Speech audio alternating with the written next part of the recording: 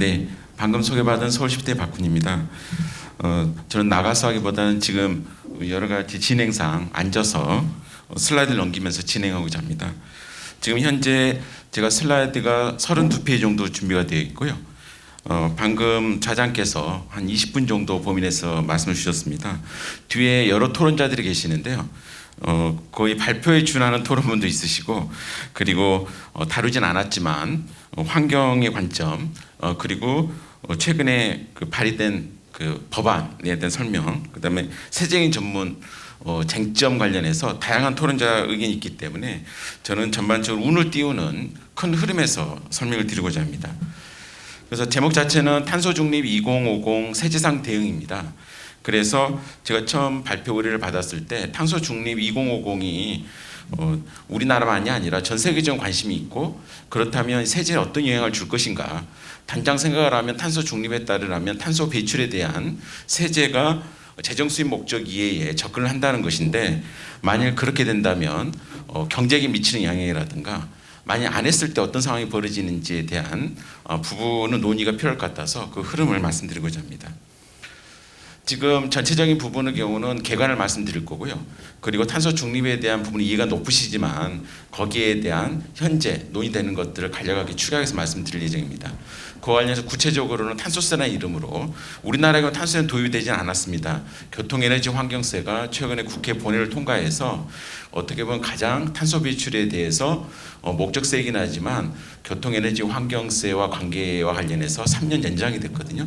그래서 탄소세분은 도입되지 않았지만 약 전 세계적으로 25개국이 도입된 상황에서 우리나라가 탄소세를 도입해야 될지, 한다면 어떤 모습일지, 그 관련해서 여러 가지 의원 입법안도 나와 있거든요. 거기에 대한 말씀 드릴 거고요.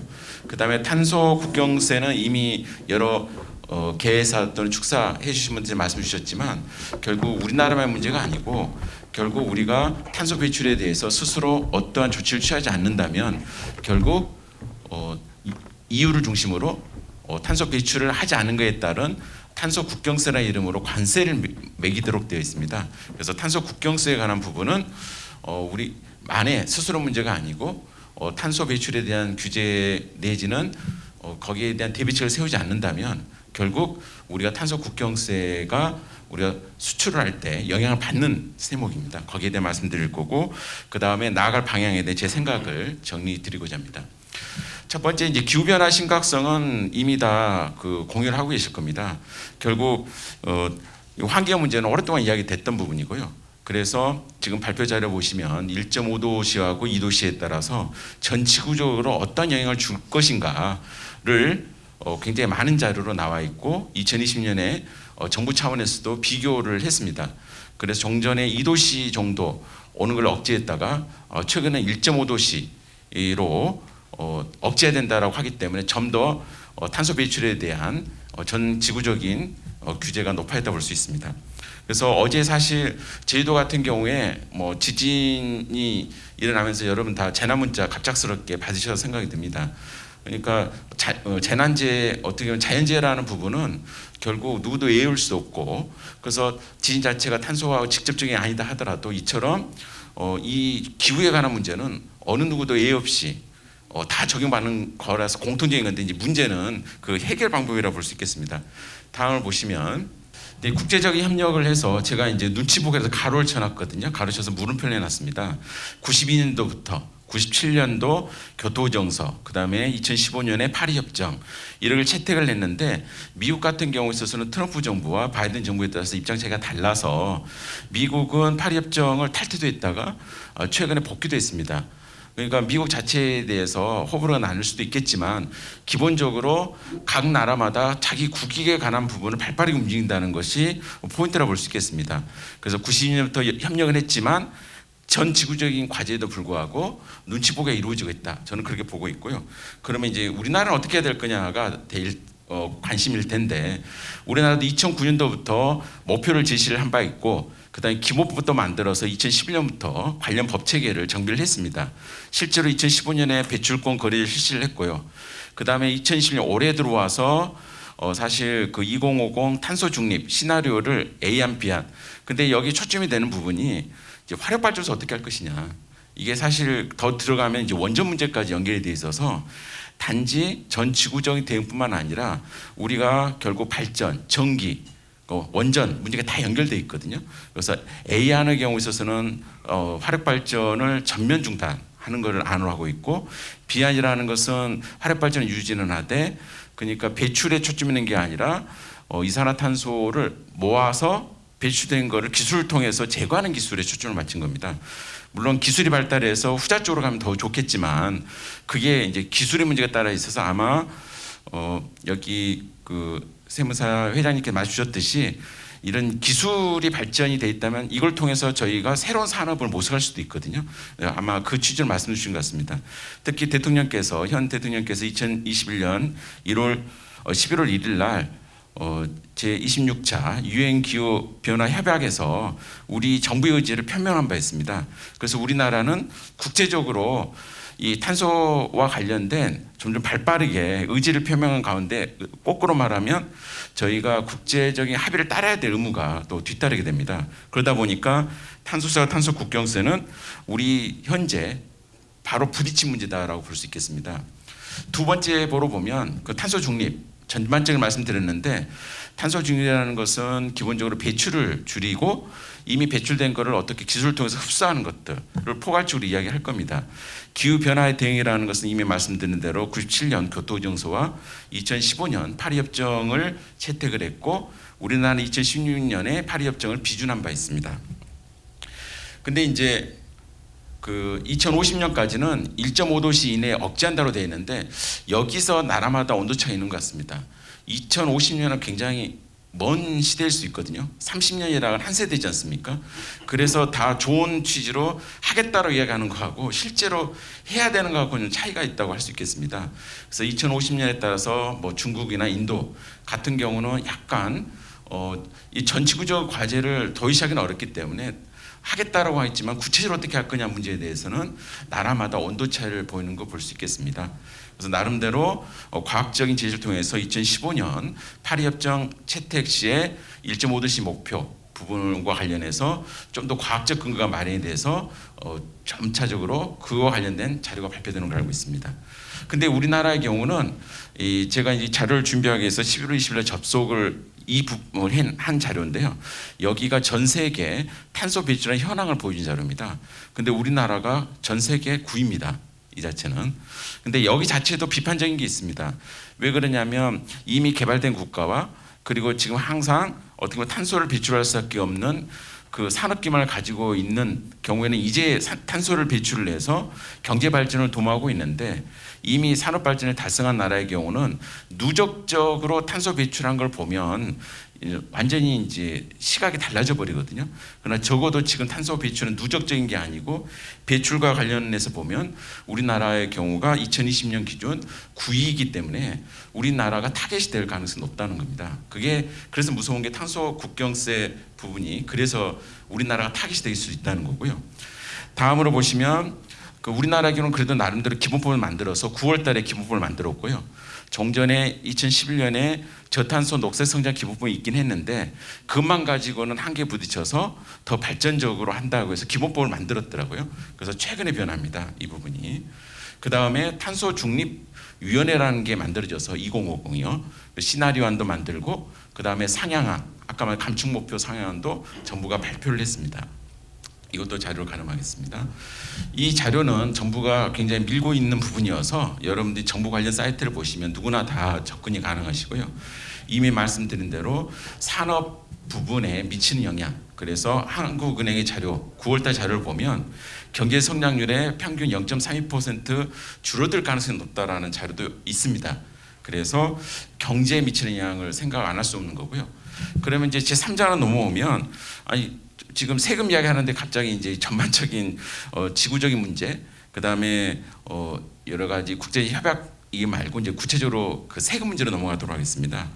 탄소세의 경우는 기본적으로 온실가스 배출량 기준으로 세금을 매기는 걸 이야기합니다.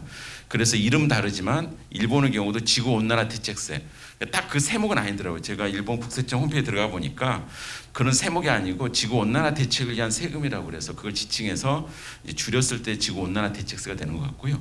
그다음에 우리 의원 입법안의 경우에도 기후정의세라고 하는 게 있습니다. 이름은 어쨌든 간에 온실가스 배출량 기준을 한다라고 하는 건데 종전에 교통, 에너지, 환경세 유사점이 있는 거죠. 그래서 탄소가 만일 도입된다면 교통, 에너지, 환경세 조정이 필요하다라고 하는 부분이 그 공통점과 차이점을 이야기하는 견해라 볼 수 있겠습니다. 다음 슬라이드 보겠습니다. 그러면 우리나라는 아직 도입이 안 됐다고 그러는데 다른 나라는 어떠냐? 그래서 우리는 배출권 거리제도라는 걸 2015년에 도입을 하고 있고요. 그 다음에 2020년 5월 기준으로 보면 제가 이제 자료를 보니까 최근 거 딱딱 나온 게 아니라서 선행 연구를 통해서 보니까 참고문은 뒤에 나왔습니다만 25개국, 그래서 핀란드, 일본, 싱가포르, 프랑스, 호주 등이 이 부분의 경우에 도입을 하고 있다라는 자료를 소개를 했습니다. 이와 관련해서 실질적으로 용해인 의원실에서 3월 달에 탄소세 법안을 제출한 바 있고요. 토론자께서 그걸 또 자세히 분석을 해서 이 법안의 구체적인 강론을 또 말씀 주셨습니다. 그래서 탄소세 신설 관련해서 법안이 나온 바 있고요. 법안의 구체적인 내용은 제가 자료로 그냥 가늠하도록 하겠습니다. 여기 보시면 과세 물품에 관한 부분에서 지금 화석 연료에 관한 부분 빨간색으로 쓰는 부분이 있고요.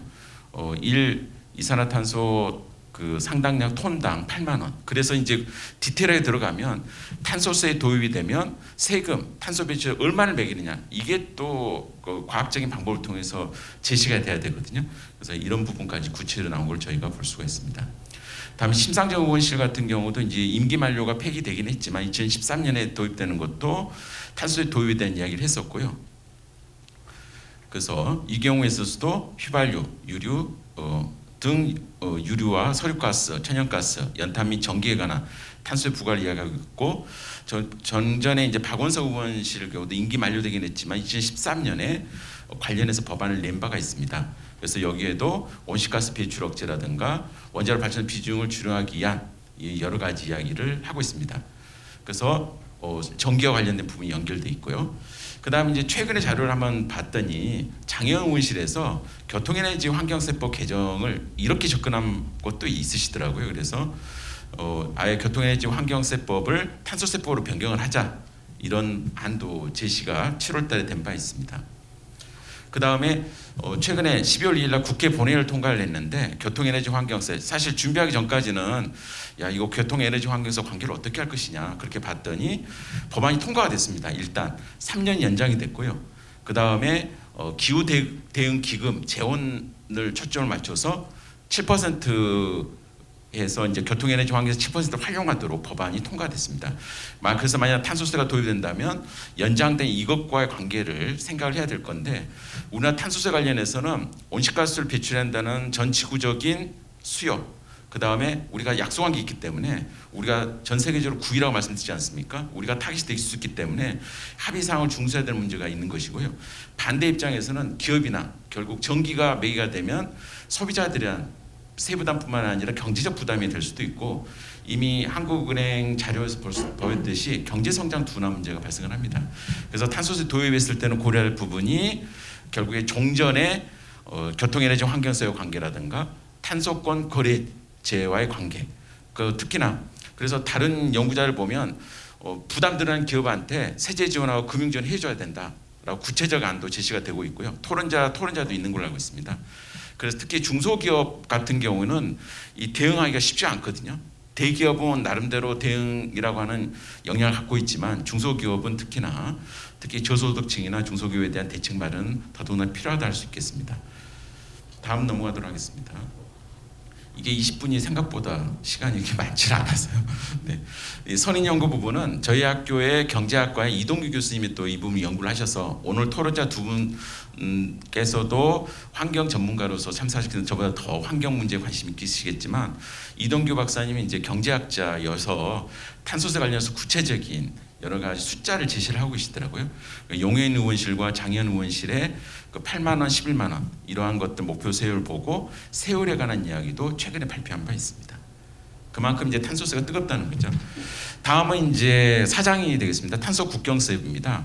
이미 그 좌장께서 말씀주셨듯이 이게 관세 성격이라고 볼 수 있고요. EU의 입장이라는 부분은 탄소 국경세 본인들만 열심히 했더니 다른 나라가 안 따르더라. 그래서 여기에 대해서 뭔가 탄소 국경세라는 이름으로 페널티를 주겠다. 그렇게 보시면 될 것 같습니다. 그러다 보니까 우리나라의 경우는 이런 무역 상대국이 미국이나 중국뿐만 아니라 EU지 않습니까? 그래서 탄소 국경세 문제는 EU와 수출을 할 때 문제가 바로 문제가 될 거고요. EU의 입장이라는 것은 역외에서 온실가스를 배출한 기업에도 세금을 부과하겠다는 취지입니다. 그러니까 자기 나라뿐만 아니라 유럽 역외에 온실가스 배출한 기업에 세금을 부과하겠다는 취지이기 때문에 우리나라도 그 영향에서 벗어나기 어렵다는 거죠. 다만 3년 동안 2023 3년 동안은 배출량을 보고를 받고 근데 이제 문제가 배출량을 산정하는 것도 쉽지 않거든요. 거기다가 이제 2026년에 진짜로 부과하기 때문에 그래서 지금 현재 우리 스스로 탄소세 여부를 어떻게 해서 탄소를 줄이거나 아니면 배출됐던 거를 흡수한 기술을 발전해 가지고 이렇게 대비가 안 된다면 결국 유럽과 무역을 함에 있어서 탄소 국경세를 맞을 가능성이 높다는 겁니다. 근데 이제 유럽만 그러면 이제 그럴 텐데 지금 미국도 거기에 동조를 하고 있습니다. 탄소 국경세요. 그래서 빨간색으로 표시해놨지만 미국도 탄소 국경세에 대해서 긍정적으로 도입을 추진하고 있다. 그 방향을 보시면 될 것 같고요.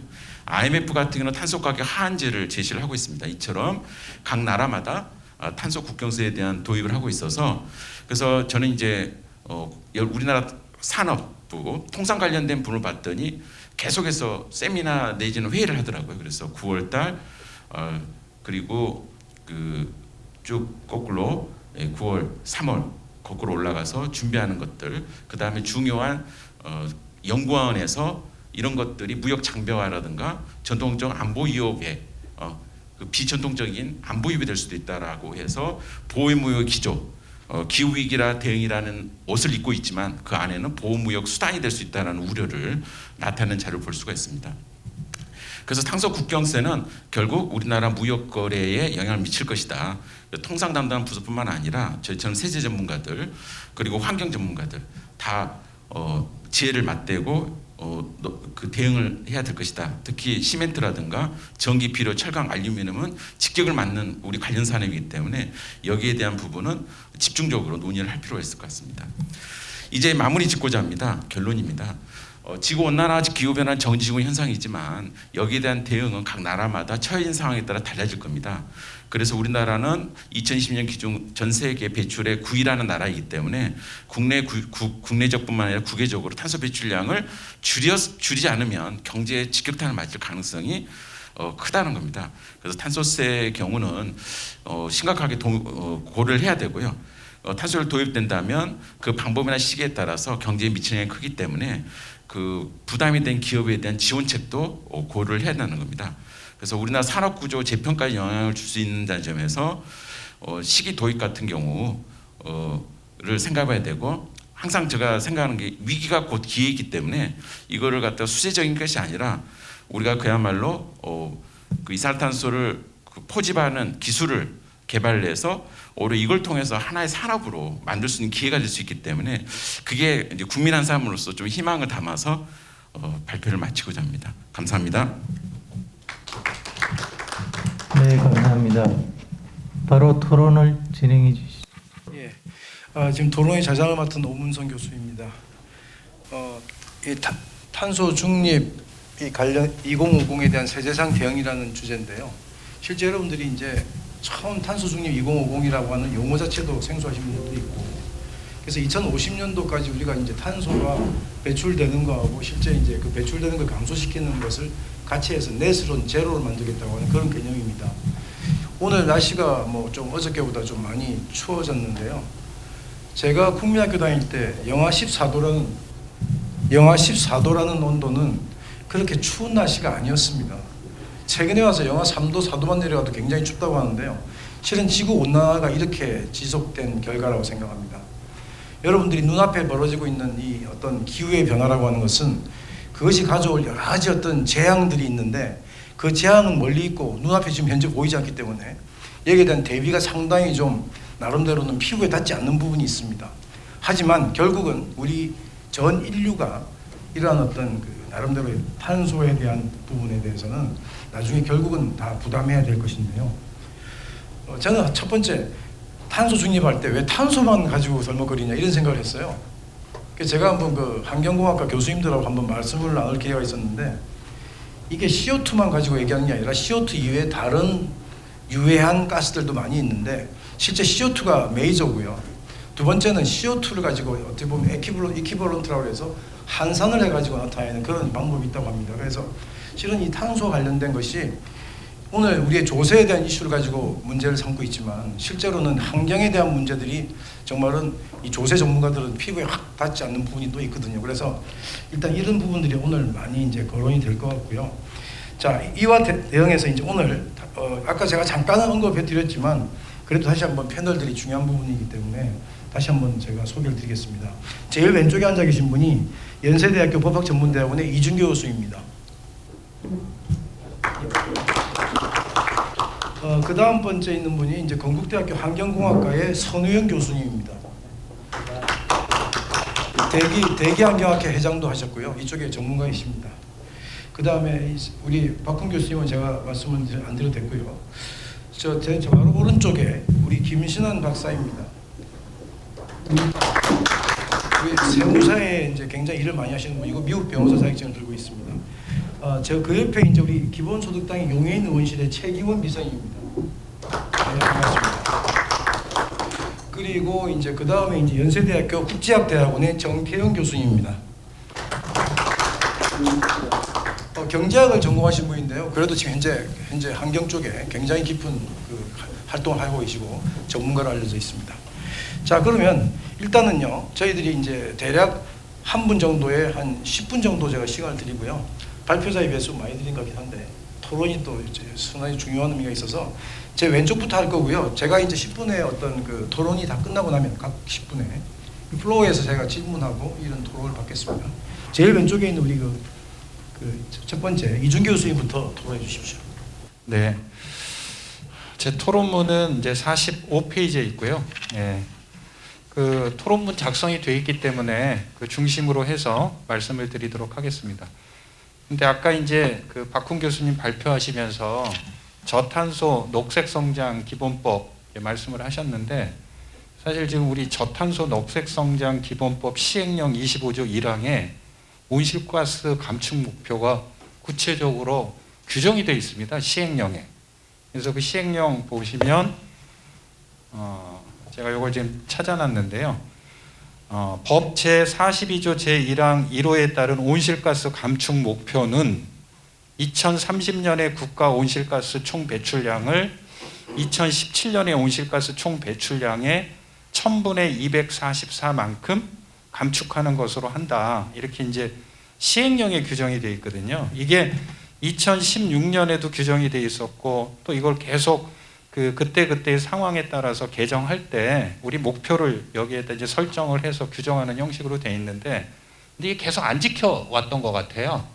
조금 목표라는 게 우리가 달성할 수 있는 것보다 조금 높은 수준으로 설정하다 보니까 이걸 우리가 시행령에 규정되어 있는 걸 이제 국가가 이제 사실상 이제 지키지 못하는데 그럼 2050년에 탄소 중립 우리가 이제 제로로 하자는 거 아닙니까? 뭐 탄소를 전혀 배출하지 않을 수는 없는 거죠. 그러니까 최대한 배출은 줄이고 그 대신 아까 이제 포집 기술을 좀 발전시켜서 또 배출된 거를 가능한 한 많이 흡수하고 해서 네트로는 이제 제로를 만들자는 것인데 저는 이제 이거 안 지키면 어떻게 되지? 이런 의문도 좀 있어요. 국제적으로 뭐 이런 게 집행이 가능한가?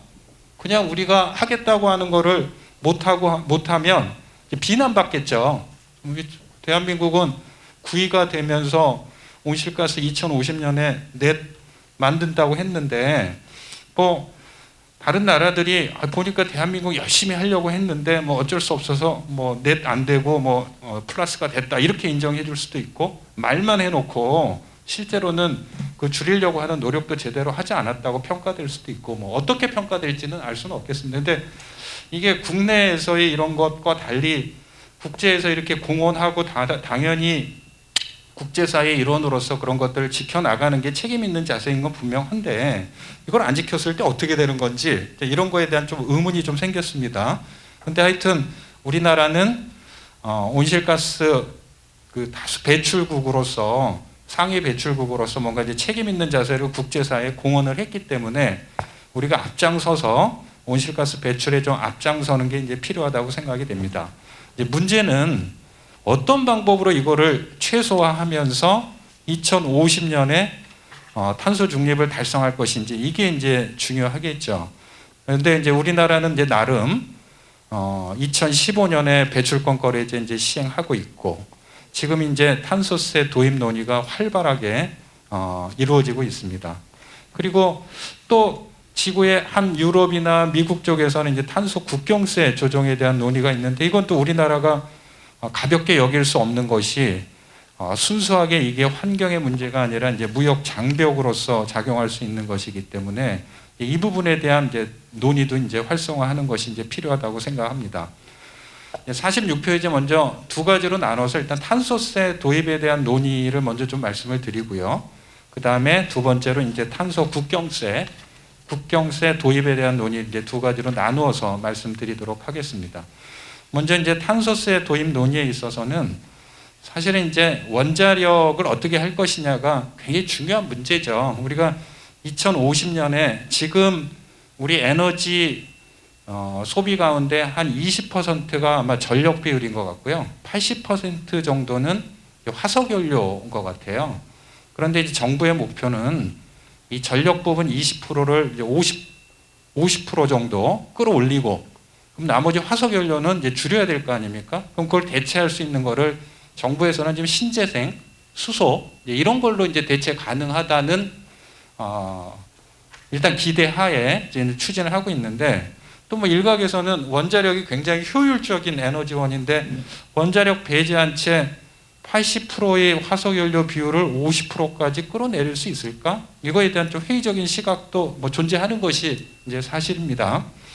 그래서 일단은 정부가 이제 원자력 부분은 이제 더 이상 증가시키지 않는다는 걸 이제 발표를 했기 때문에 그런 전제 하에서 그러면은 탄소를 줄일 수 있는 정책 수단이 뭘 있을까? 일단 뭐 직접적 규제 수단을 생각할 수 있겠죠.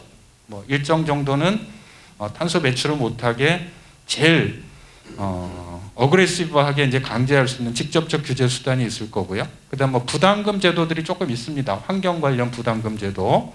그다음에 아까 말씀드린 교통 에너지 환경세라고 하는 게 뭐 탄소세라고 볼 수는 없지만 이제 탄소 배출이 많은 이제 에너지원에 부과된다는 점에서 또 탄소를 줄일 수 있는 이제 하나의 그 정책 수단이 되는 것이고요.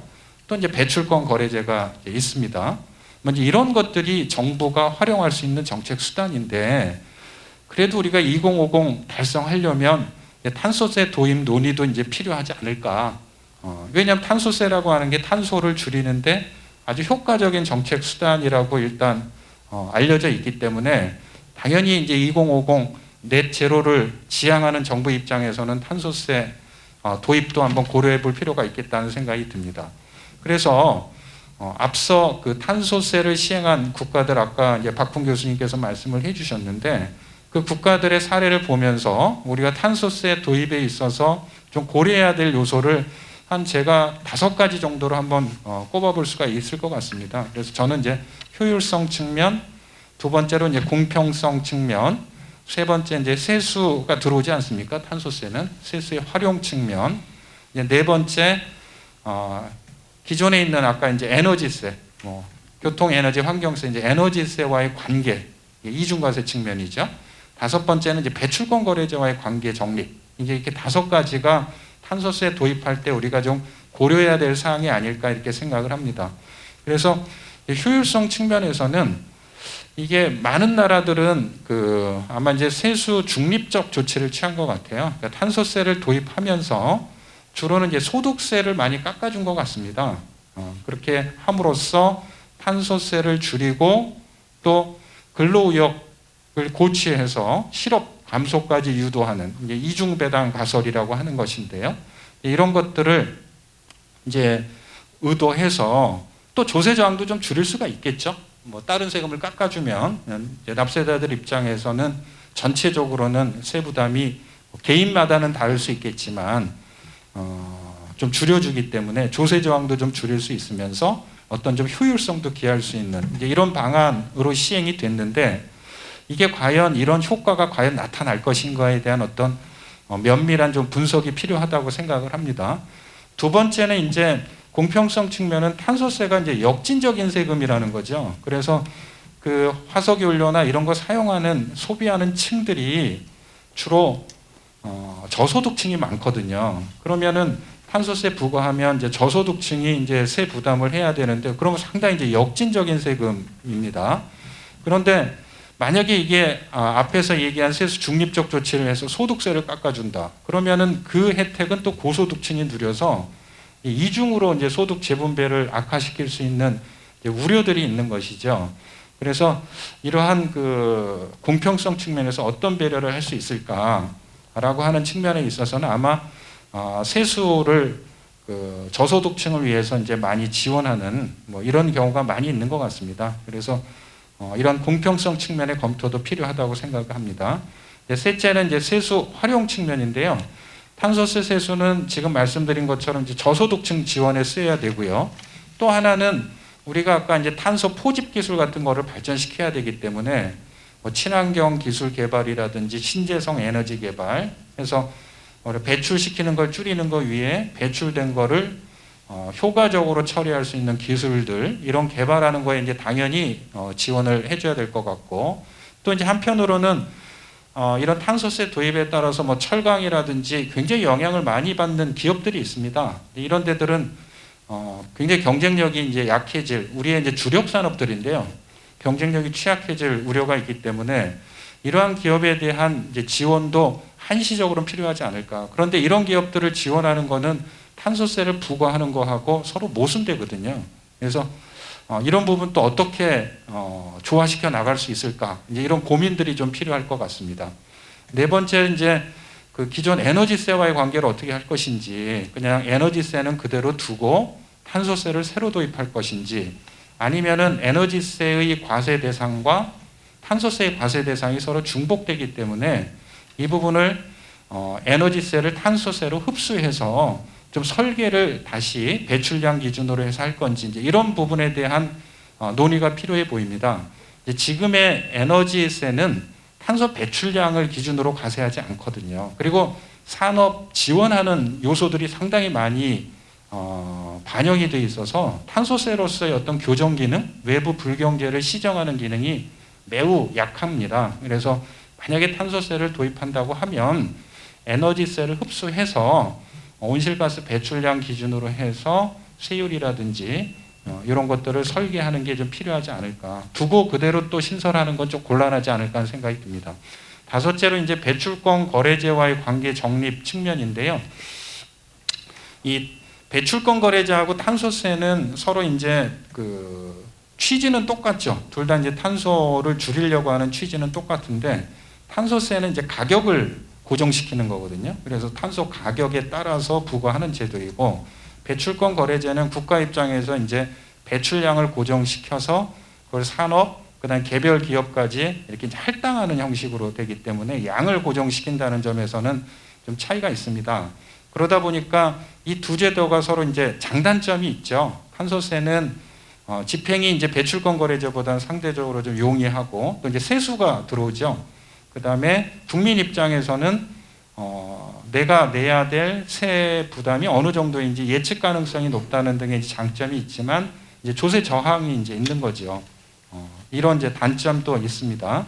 그런데 이제 보통은 제가 이렇게 쭉 찾아본 문헌에 의하면 이 두 개는 서로 배타적이지 않다. 그래서 이 두 개를 같이 이제 정책 조합으로서 이 두 개를 같이 믹스하는 것을 이제 권장하기도 합니다. 다만 이제 배출권 거래제에 있어서도 이제 세부담이 많은 기업들이 있거든요. 배출권 이제 구매하려고 많이 그 배출하는 기업들의 입장에서. 그런데 거기에다 또 탄소세까지 부담한다고 하면 이제 기업이 부담이 두 제도를 동시에 시행을 하면 굉장히 이제 과중해지는 기업들이 생겨날 우려가 있으니까 이런 탄소세를 설계함에 있어서는 지금 우리는 이미 배출권 거래제를 하고 있는 입장이고요. 또 이제 초창기에는 좀 무상할당했는데 이제 좀 유상할당을 이제 해야 되거든요. 그러면 기업들 부담이 더 커지는 상황인데 그런 관점에서 보면 좀 기업들 부담도 좀 적정화하는 수준에서 탄소세를 좀 설계하는 게 필요하겠다는 생각이 듭니다. 이상 이제 5가지 탄소세 도입 논의에 대해서 간단하게 말씀을 드렸고요. 이제 두 번째는 탄소 국경세 도입 논의는 이게 이제 전 세계적으로 다 같이 동일한 제도를 시행을 하면 상관이 없는데 이게 이제 특정 국가만 탄소세를 도입한다든지 하면 결국은 탄소세를 시행하지 않는 국가로 이게 이제 탄소를 발생시키는 그런 그 소스를 이제 이전시킬 수가 있죠. 이걸 우리가 이제 탄소 누출이라고 하는데 그렇게 되면 이제 전 세계적인 관점에서 보면 탄소세 줄여놨는데 또 다른 곳에서는 탄소세가 늘어나서 아무런 효과가 없게 되는 거죠. 그래서 이제 이에 대한 대안으로 이제 고안된 제도가 아까 이제 탄소 국경세 조정이고요. 이거를 유럽은 이미 이제 도입하기로 이제 결정을 해서 3년 후에는 이제 시행하겠다는 입장이고 미국도 이 카드를 만지작 거리고 있습니다. 그래서 우리 입장에서 이제 어떻게 해야 될 것이냐는 두 가지인 것 같아요. 저런 외국 탄소세 국경세 도입하려고 하는 거에 대해서 우리가 어떻게 대응할 것이냐의 문제가 하나가 있고요. 또 이제 좀 더 적극적으로 우리가 2050 탄소 넷제로 하겠다고 했고 이거는 우리가 전 세계적인 선도 국가로서 우리도 그럼 탄소 국경세 도입은 우리도 시행할 건가 이런 이제 두 가지 문제가 있는 것 같습니다. 그래서 이제 첫 번째 EU가 시행하기로 한 그 탄소 국경세에 대해서 우리가 어떻게 대응할 것인가 이게 이제 아까 말씀드린 것처럼 단순히 기후 문제 해결을 위한 제도만은 아닌 거죠. 수출하는 입장에서는 여기에 이제 관세가 붙기 때문에 무역 장벽으로서의 성격도 아울러 가지고 있고요. 그런데 그렇기 때문에 이게 아마 국제무역 쪽에서는 이게 WTO 규범에 합치되는 건지 뭐 이런 부분에 대한 논란들이 많이 있는 것 같습니다. 뭐 이게 탄소에 근거해서 차별하는 게 뭐 내국민 대우 원칙이라든지 제2국 대우 원칙처럼 이제 국제무역에 위반되는 거 아니냐는 지적도 있는 것 같고 그런데 아직 이게 이제 뭐 선례가 없는 거죠. WTO 선례가 없다 보니까 이게 탄소 국경세 조정이 이제 우리 수출 기업을 이제 지원하는 입장에서는 이게 이제 국제무역 규범과 조화되는 것이냐. 아까 산업통상자원부에서 회의한다는 것도 이런 거 아마 회의하지 않을까 싶어요. 그래서 이제 그거에 대해서 좀 분석을 하면서 좀 대응을 할 필요가 있다고 생각이 되고 그 다음에 EU의 탄소 배출권 거래 제도가 이제 ETS 제도가 있는데 아마 이제 요거 참여하는 국가는 그 제도를 통해서 탄소를 줄이는 것이기 때문에 요 탄소 국경세 조정에서 이제 제외할 방침이다라고 발표를 했습니다. 그러면 우리나라는 이미 2015년부터 온실가스 배출권 거래제를 하고 있으니까 이게 EU 이 탄소 배출권 거래 제도에 상응하는 제도다. 이제 이런 주장을 해서 탄소 국경세 조정 적용 제외국으로 좀 인정받기 위한 노력을 할 필요가 있지 않을까 하는 생각이 들고요. 두 번째로 이제 우리가 그러면은 수세에만 있지 말고 우리도 탄소 국경세 이거 도입하자는 보다 이제 적극적인 입장이 있을 수 있는데 이게 너무 또 이렇게 앞서 나가면은 이게 좀 문제가 있는 것 같고 이건 이제 미국 등 주요국 입장, 동향 이런 것들을 이제 파악해 가면서 우리가 이제 탄소 국경세 조정을 도입하는 거에 대해서는 조금은 좀 신중하게 결정하는 것이 바람직하다고 생각을 합니다. 네, 이상 토론을 마치도록 하겠습니다. 예, 이준규 교수님 지금 토론 잘 들었습니다. 실은 이 탄소세 관련해서는 우리가 학계에서는 탄소세 도입에 대해서 굉장히 긍정적이고 이 도입하는 문제에 대해서만 거론을 하지만 실제 기업 입장에서 원가 부담의 상승입니다. 그래서 굉장히 자기들은 신중하게 해야 될 것 같고 또 정치인들 입장에서는 여기에 대해서 실은 여러 가지 정치적인 이해득실을 따지기 때문에 상당히 부담스러운 주제임에는 분명한 것 같습니다. 자, 두 번째 우리 선우영 교수님 토론 듣겠습니다. 네, 감사합니다. 건국대학교 환경공학과의 선우영입니다. 저는 죄송하지만 이 자료에는 따라서 하지 않겠습니다. 제가 좀 따로 좀 말씀을 드릴 텐데 혹시 이 USB 지금 좀 설치 가능할까요? 예, 제가 이 프로시딩 쪽에는 제가 많이 준비를 못했는데 사실 이것을 위한 슬라이드는 아닌데요. 예. 이 회의를 위해서 준비한 거는 아닙니다, 사실. 근데 이제 제가 이런저런 아무래도 기후 변화라든지 대기 환경에 관련된 그런 걸 다니면서 이렇게 좀 준비한 건 몇 개를 슬라이드로 설명해야지만 조금 더 편할 수 있어갖고 그냥 했다는 거를 좀 참고로 해주시고요. 저는 사실 오늘 제가 유일하게 이제 조세 관련이 아닌 전문가 쪽이라고 생각을 했는데 우리 정태영 교수님이 오셨더라고요. 근데 정태영 교수님은 여러분은 잘 모르시겠지만 반기문 총장님이 그러신 국가기후환경회의 국제 파트에서 국제위원회에서 아주 그냥 큰 활약을 하신 분입니다. 그래서 나중에 또 전문가 쪽 얘기는 아마 많이 들으실 거고요. 저 같은 경우는 사실 그러면 이제 남아 있는 게 좀 유일하게 이 패널에서는 아마 공학적인 공돌이가 유일하기 때문에 공학적인 측면에서 조금 이거를 바라보는 시각을 크게 두 가지 쪽에서 좀 말씀드리려고 합니다. 첫 번째는 뭐냐면 어쨌든 기후변화의 중요성을 우리가 아무리 얘기해도 부족합니다. 근데 그게 참 와닿지가 않거든요. 그래서 그거에 대해서 조금 배경을 설명드리고 두 번째는 세에 대한 탄소세지만 이 세금에 대한 일반인들 제가 유일하게 여기 또 세금 전공이 아닌 사람이면은 조금 일반인들 공학적인 이과돌이 공돌이가 보는 이 시각도 한번 좀 말씀을 드리려고 그러고 있습니다. 일단 화면을 보시면요. 잘 아시는 그런 단어입니다. 님비 현상이라고 있죠. Not in my backyard 그래갖고 어떤 환경 혐오 시설, 소각장이라든지 매립지라든지 이런 것이 backyard 미국 같은 계통에서는 내 뒷뜰이라고 얘기했지만 우리는 이제 같은 동네 이런 데는 절대로 안 된다 그래갖고 이 환경 분쟁 같은 것들이 엄청나게 일어나고 있죠. 근데 아까 오문성 위원장이 얘기를 했지만 이 기후 변화를 얘기할 때는 조금 느낌이 다릅니다. 그 다음 슬라이드 한번 좀 해주시겠어요? 자, 이거는 제가 만든 단어가 아닙니다. 제 지인이 만든 단어인데 Not in my term, NIMT. 이것이 기후변화 입장에서 가장 큰 걸림돌인 게 행정하시는 분들 아까도 얘기 나왔지만 이게 2050 이게 우리한테 와 닿나요? 행정하시는 분들은 특히 몇 년 후니까 30년 후에 일을 갖다가 행정을 한다는 것 자체가 아무리 우리가 강조하고 얘기한다 그래도 이게 자기한테 와닿지가 않습니다. 더군다나 국민들한테도 와닿지가 않거든요. 이게 기후변화의 모든 문제들을 대할 때 가장 근본적이고 핵심적인 문제입니다. 그래서 이제 나중에 이제 학문적으로는 여러 가지 그거에 대해서 중간 단계에 대해서 2030이니 등등 나오지만 우리가 2030, 2050에 대해서 얘기를 할 때 중국은 거기다 한술 더 떠서 2060으로 발표를 하고 있거든요. 그렇죠?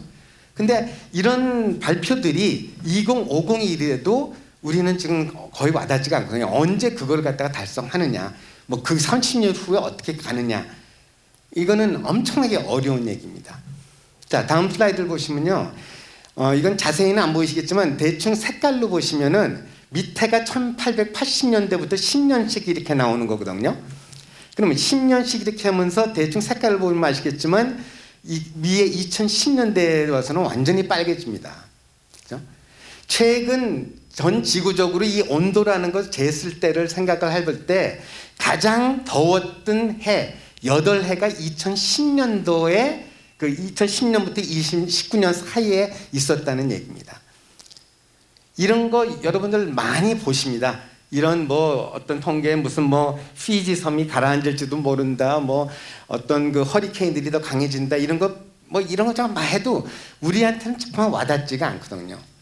자, 다시 한번 다른 하나 아까 오문성 위원장도 얘기했지만 유럽이 지금 훨씬 더 앞으로 나가죠. 지금 박 교수님도 기조 발표하실 때 유럽이 이제 탄소 국경세도 제일 빨리 한다, 핀란드가 제일 아까 탄소세를 빨리 도입했다. 그런 이유 중에 하나가 뭘까? 다음 슬라이드 한번 보시겠습니다.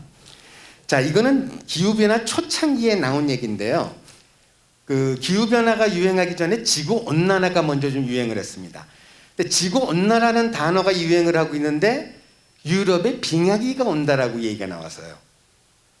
이게 무슨 뚱딴지 같은 소리입니까? 여기 이걸 또 보신 분들도 계실지 모르겠지만 많은 분들은 이런 거에 대해서 좀 생소하실 겁니다. 실제로 있었던 이론이고 다행스러운 거는 이거는 지금 학문적으로 이제 아마 일어날 가능성이 거의 없다라고 거의 증명이 됐지만 그걸 우리가 뭐 100% 보장할 수는 없는 거죠. 그럼 왜 이런 얘기가 나오나? 다음 슬라이드 한 번씩 제가 부탁할 때만 눌러주세요. 네, 한 번 눌러주세요. 자, 이거는 지금 우리 그 지구의 어떤 기후대 같은 걸 얘기하고 뭐 해양 흐름 이런 거를 얘기하는데요. 한 번만 더 눌러주시면요. 자, 저희가 어떤 지역입니까? 지금 동그라미 쳐 있는 지역. 흔히 얘기하는 우리가 이제 좀 저 중심을 보면 러시아의 동쪽인 시베리아 지역입니다. 그렇죠? 그럼 시베리아 지역은 뭐 우리가 보통 이제 뭐 너무 추워갖고 유배를 보낸다 뭐 이런 얘기도 많이 하고 러시아 입장에서 물론 자연 자원은 많이 있지만 엄청나게 좀 살기 어렵고 험악하고 추운 데로 잘 알려져 있습니다. 한번 더 눌러주시기 바랍니다. 여기는 어디입니까? 캐나다 북부입니다. 그렇죠? 한동안 기후변화 얘기가 처음 나왔을 때 캐나다 사람들은 좋아한다는 얘기가 나왔었어요. 우리 못 쓰는 땅이 이제는 조금 쓸만해지겠다 그래갖고 캐나다가 얼마나 엄청나게 부유해질 거다 이런 얘기가 나왔습니다. 그런 정도로 이렇게 위도에 따른 이제 그 날씨가 좀 중요한데 한 번만 더 눌러주시면 여기는 어딘가요? 어딘가요? 유럽의 중심부입니다. 자, 여러분이 잘 아는 독일, 프랑스, 영국 이런 나라들이 시베리아랑 같은 위도인 걸 아셨습니까? 우리가 보통 너무 추워갖고 유배를 보내는 시베리아, 그 쓸모없는 땅이라고 유명한 북카나다랑 유럽의 대부분 우리가 알고 있는 서유럽, 동유럽 이런 나라들의 위도가 같습니다. 그러면 왜 유럽은 우리가 생각하는 우리나라와 비슷한 사계절이 있는 그런 기후대인데 시베리아와 그 북카나다는 저럴까요? 한 번만 더 눌러주세요. 저 흐름 때문에 그럽니다. 저 지금 화살표 새로 나오는 화살표가 걸프스트림인데요. 멕시코만에서 이렇게 해양 흐름이 대서양을 따라 올라갑니다. 북쪽으로. 그래서 유럽을 갖다가 따뜻하게 데피는 역할을 합니다. 따뜻한 해양물이 적도 부근에서 계속 상승을 해서 북극까지 이렇게 올라가면서 유럽을 갖다가 데펴주는 역할을 합니다. 차가운 공기를 맞으면서 증발을 해서 거기에 에너지를 갖다 퍼붓는 거죠. 그렇죠? 그래서 여러분 잘 아시겠지만 영국에서 나타나는 현상 중에 하나가 안개가 짙은 이유 중에 하나가 저 따뜻한 물이 나오면서 가득 증발을 많이 해서 크게 보면 그런 이유 때문입니다. 근데 이거 제가 좀 마지막 슬라이드지만 만일 저기에 지금 위에 북극에서 많이 지구온난화 때문에 기후변화 때문에 빙하들이 많이 녹아갖고 저 대서양을 끌고 내려오면은 저 만일 흐름이 중간에서 차단돼서 유럽까지 다 안 가는 경우에는 유럽에는 빙하기가 온다라는 가설이 발표되면서 유럽 사람들은 완전히 겁을 먹었던 겁니다. 그래서 이 기후변화는 유럽 사람들한테는 우리처럼 남의 얘기, 뭐 피지 섬이 가라앉는다 이런 식으로 받아들이질 않아요. 지금 이게 이제 학문적으로도 일어날 가능성이 거의 없다라는 거를 알면서도 불구하고 그걸 어떻게 믿어요? 그렇죠? 언제 가능성이 있고도 그런 건 있을 수 있는데 그런 와닿음의 어떤 정책, 그 어떤 추진력과 남의 일로 생각할 때의 이런 일은 너무 다르다는 얘기죠. 그럼 제가 이제 우리나라 분들한테 얘기할 때는 그럼 어떤 비유를 해야 할까 정말 고민을 많이 했어요. 어떻게 얘기를 해야지 우리나라 사람들한테 기후변화가 정말 여러분한테도 이게 심각할 수가 있다라고 얘기할 때 제가 사용하는 방법 중에 하나가 이 코로나 전 얘기지만요. 미세먼지가 가장 큰 문제였죠. 근데 여러분 미세먼지 문제를 갖다가 일기예보에서 그 미세먼지가 다음날 어떨 거다 얘기를 들을 때 제일 많이 듣는 단어가 심할 거라고 얘기하면서 같이 듣는 그 어기가 두 개가 있습니다. 하나는 외국에서 유입되고 그것도 물론 항상 중국이지만 우리 이제 그 정치적으로 좀 얘기하려고 외부에서 유입되고 뭐 이렇게 표현을 쓰죠. 그렇죠? 95%가 중국에서 넘어오는 거죠. 그런 거 외부 유입 또는 또 많이 듣는 그 이 단어 묶음이 있을 겁니다. 뭐죠? 바로 대기 정체 현상입니다. 대기 정체 현상. 대기가 정체로 인해서 고농도 초미세먼지가 생길 거다 이런 얘기를 합니다. 자, 우리나라에서 이 미세먼지 사태가 일어나기 전에는요, 우리는 항상 이동성 고기압, 이동성 저기압, 사만삼이 이런 얘기가 나오는 이유가 계속 흐름이 있습니다. 흐름. 저 기압대가 계속 흘러요. 이 서쪽에서 중국 쪽에서 와갖고 흘러서 일본을 해서 알래스카 이렇게 흘러 나가거든요. 이게. 그런데 그 가끔 정체도 일어날 수 있죠. 여러분 그 남가주 로스앤젤레스, LA가 날씨가 좋은 이유가 뭔지 아세요? 거기 바로 서쪽에 그 마하만 그 고기압이 마하 고기압이라고 있습니다. 그건 1년 365일 중에서 300 거의 40일을 고정돼 있어요. 고기압이. 그럼 무슨 얘기냐? 날씨가 좋을 수밖에 없죠. 그러면 340일 동안 고기압 햇빛이 딱딱 뚫는다는 얘기죠. 그 대신 뚜껑을 씌우기 때문에 대기오염이 나쁜 그런 현상도 나타나는 건데 그거는 좀 다른 얘기고요. 또 어쨌든 우리는 계속 이동을 하는데 만일 기후변화 때문에 그런 체제가 바뀐다. 뭐 이런 가설도 나왔었는데요. 전체적인 해양 흐름이 바뀔 수 있다는 가정이 나왔었는데 만일 우리는 4만3이 4만 4 뭐 온이 4만 3 2 뭐 요새 얘기하고 있지만 그런 계속적으로 흐르고 씻겨 나가고 그런 기후대 흐름이 기후변화 때문에 바뀌어서 정체 현상이 뭐 20% 더 는다. 그러면 미세먼지 사태들이 훨씬 더 많이 일어납니다.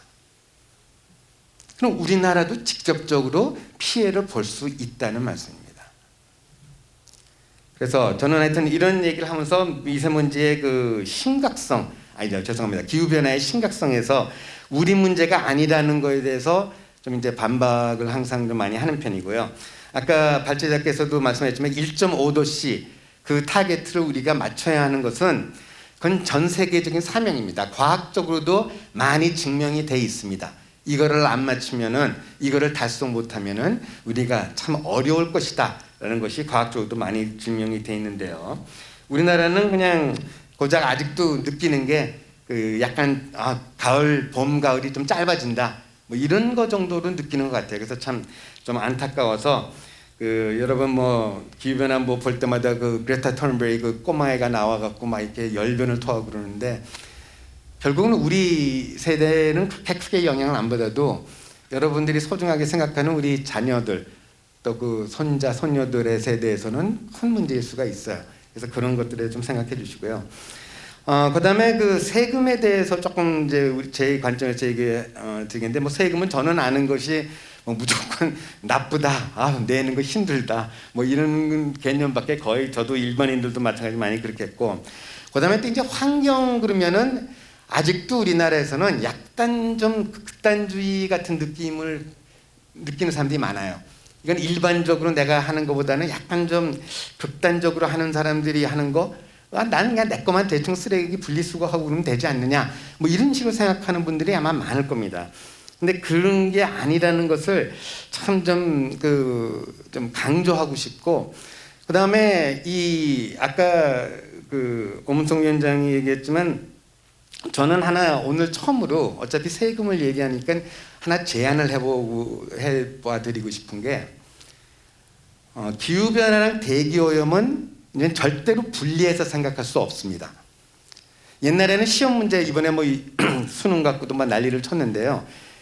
CO2가 대기오염 물질이냐? 라는 질문이 30년 전에 나왔으면 아니라고 대답하는 게 정답이었을 겁니다. 지금도 막 논의가 있을 수는 있어요. 대기오염 물질은 아니지 않냐? 뭐 논의가 있을 수는 있어요. 근데 분명히 그 대기오염 물질이지 않냐는 그런 정의가 중요한 것이 아니라 저희가 정책적으로 이제는 다뤄야 할 때는 같이 다뤄야 합니다. 학문적으로는 이건 벌써 너무 증명이 돼 있어요. 같이 다뤄야 해요. 왜? 대부분의 공통적인 대추론들을 갖고 있거든요. 대기오염 물질이랑 기후변화 유발 물질이랑 CO2, 그렇죠? 뭐 대부분은 다 연소죠. 그렇죠? 연료의 연소를 통해서 나오고 있기 때문에. 근데 같이 다루는 것이 학문적으로 그러면 환경부에서 관리 정책을 할 때도 같이 다뤄야 합니다. 그러면 우리가 세계적으로 처음으로 한번 세금도 이런 거를 좀 통합해서, 우리나라 통합하는 거 되게 좋아하지 않습니까? 그렇죠? 통합적으로 관리하는 어떤 좀 기발한 묘안 같은 것을 좀 내는 것이 어떨까 하는 얘기입니다. 이게 아까 그 토론자께서도 말씀하셨지만 그 기업 부담, 오문성 위원장님 얘기하시네. 기업 부담이라는 게 상당합니다. 그리고 기업의 그 제일 무서워하는 것 중에 하나가 이 중복이죠. 여기도 하고 저기도 하고 막 그냥 여기저기서 다 부담을 느끼고 그렇게 하는 거거든요.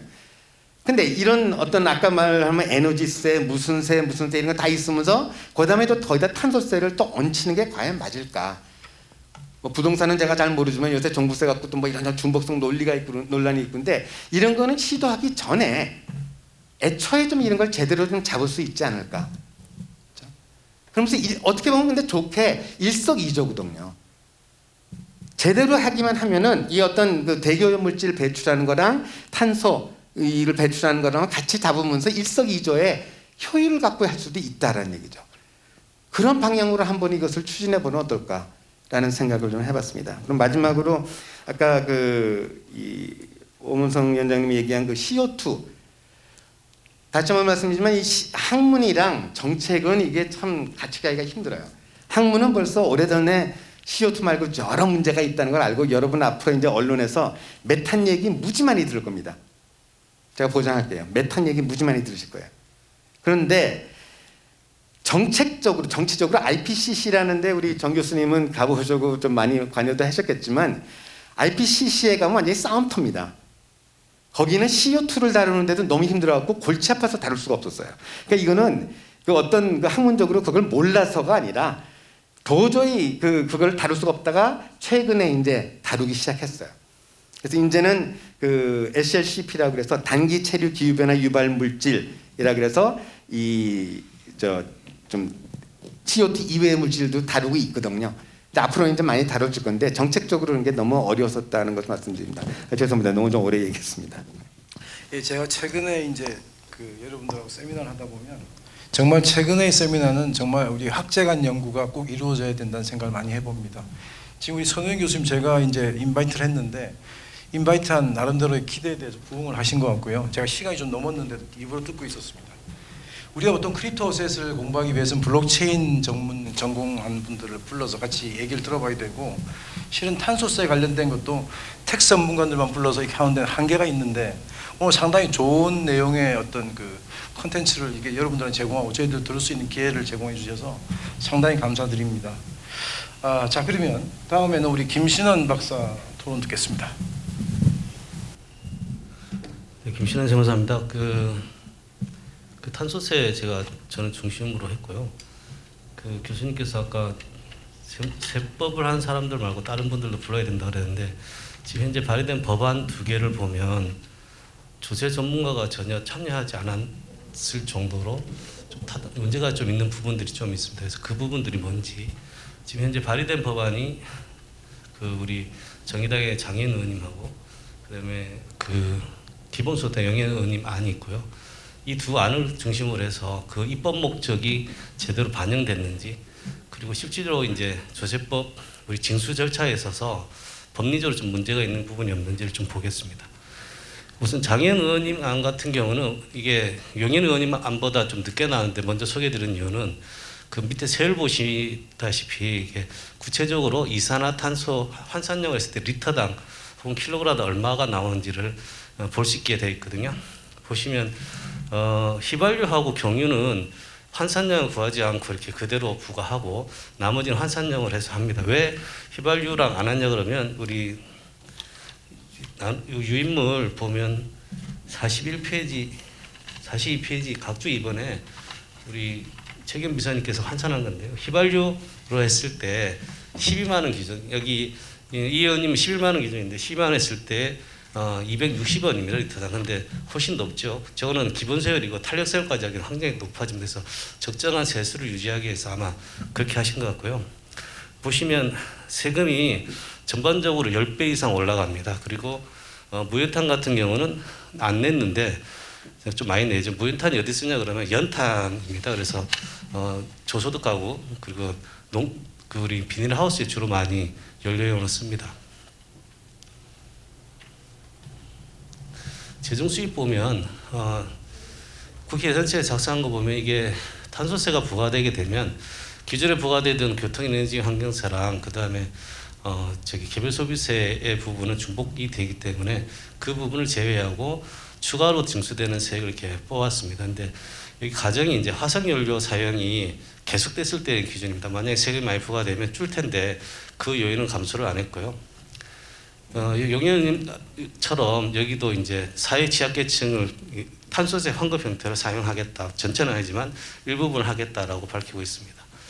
용현 의원님 안에 이제 구체적인 그 특징은 탄소법을 만들고 또 탄소 배당에 관한 법률을 또 만들었어요. 두 개를 같이 하셨습니다. 그래서 재정 수입은 탄소세법 그리고 이렇게 지출은 탄소 배당에 관한 법률로 합니다.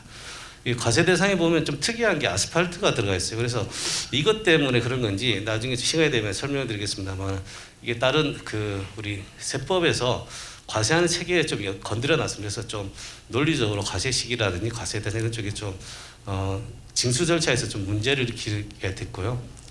그 다음에 기본 세율이 8만 원입니다. 근데 탄력 세율이 50%라서 추후 12만 원까지 법령 개정 없이 과세할 수도 되어 있습니다. 그리고 이렇게 거둬진 징수된 세수는 100% 배당을 하고요. 수급 대상자는 외국인까지도 포함됩니다. 세수변은 세수 추계는 이제 국회예산처랑 다소 차이가 있습니다. 국회예산 저렇게 잡았고요. 밑에 표를 보시면 이제 용해응시에 작성한 건데요. 이게 2024년에 7만 톤 정도 나오니까 6만 원 부과되면 이 정도 나오고 그다음에 이제 계속 탄소 배출량을 줄이면 그에 맞춰서 세금을 늘립니다. 그래서 보시면 탄소세수가 50조 원 정도 유지되는 걸로 되어 있습니다. 이게 좀 비판이 나올 수 있는 것이 탄소세가 배출이 줄어들면 효과적이기 때문에 그대로 둬야 되는데 계속해서 올린다는 말은 저만큼의 세금이 필요하다는 걸로 되고 또 한편으로는 이게 탄소 배출을 감소시키기 위한 것인지 기본소득 재원으로 쓰기 위한 건지 이렇게 의심할 수 있는 부분들인데 이에 대해서 반박 논리가 좀 부족한 게 사실입니다. 그럼 이제 이 입법 목적이 정당한지에 대해서 좀 검토해 볼 필요가 있는데요. 이게 탄소 배출권 거래제도 있고 탄소 흡경세도 있는데 굳이 탄소세가 도입되는 것에 대해서 찬성 의견을 내시는 분들의 공통된 의견은 국민들이 체감할 수 있는 거니까 우리가 좀 적게 내면 적게 쓸 수 있도록 비싸지면 적게 쓰니까 어떤 조정적인 효과를 본다는 건데요.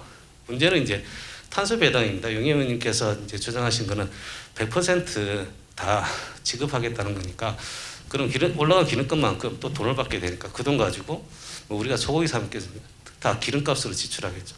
또 그럼 또 올라갈 겁니다. 그러면 또 돈을 더 주겠죠. 그러면 물론 소고기 사 먹겠지만 기름값도 내야 됩니다. 이게 우리가 기름값만 올라가는 것이 아니라 전기요금도 올라가고 모든 물가가 올라가거든요. 그러면 그 정도의 차이 나는 부분들에 대해서 어떤 것인지에 대해서 좀 설명을 해야 되는데 좀 그게 약한 것이 있습니다. 그리고 아까 말씀드린 것처럼 탄소 배출량이 이렇게 사실은 그 목표에 도달하지 않으면 탄력세를 또 부과해야 되는데 전반적인 계획이 그냥 올라가는 거거든요. 세수를 좀 확보하기 위한 부분으로 보인다는 점. 그리고 사실상 탄소 배당을 하게 되면 좀 이게 국민들이 좀 힘들어야지 덜 쓰는데 계속 쓸 수밖에 없는 거고 또 비탄력적인 제하다 보니까 그런 부분에 대한 유인 효과들이 떨어진다는 겁니다. 지금 용해 의원님이 그 법안 발의하면서도 이렇게 인용한 스위스 사례인데요. 스위스가 아주 이제 탄소 배당을 해서 성공적인 나라라고 하는데 제가 그래서 좀 찾아봤습니다. 2008년에 이제 1 이상 한 1톤당입니다. 12프랑이었는데 11년 만에 이제 8배가 올랐어요. 그런데 탄소 배출량을 보면 30년 거의 29년 동안 30% 감소 안 했습니다. 그렇게 보면 기름값을 8배 올렸는데 탄소 배출량이 저밖에 안 줄었으면 사실상 실패한 거거든요. 이걸 인용한 그 박사님도 실패했다고 얘기합니다. 근데 결론적으로 이만큼 줄었 원인이 뭐냐 그러면 그 3분의 1을 그 건물 노건물에 대해서 단열이라든지 고열 난방 설비를 지급하는 게 썼습니다. 근데 이분은 결론이 탄소 배당을 했기 때문이라고 얘기를 하더라고요. 그래서 실질적으로 스위스에 이제 그 유엔 산하기관에 있는 우리 동문한테 전화해서 물어봤습니다. 효과에 대해서 물어보니까 국민들이 잘 체감하지 못한다는 거죠. 우리나라도 그 개별 교통에너지 환경세가 경유에 48원 부과됐었습니다. 1996년에. 근데 정확하게 11년 뒤에 454원까지 올랐거든요.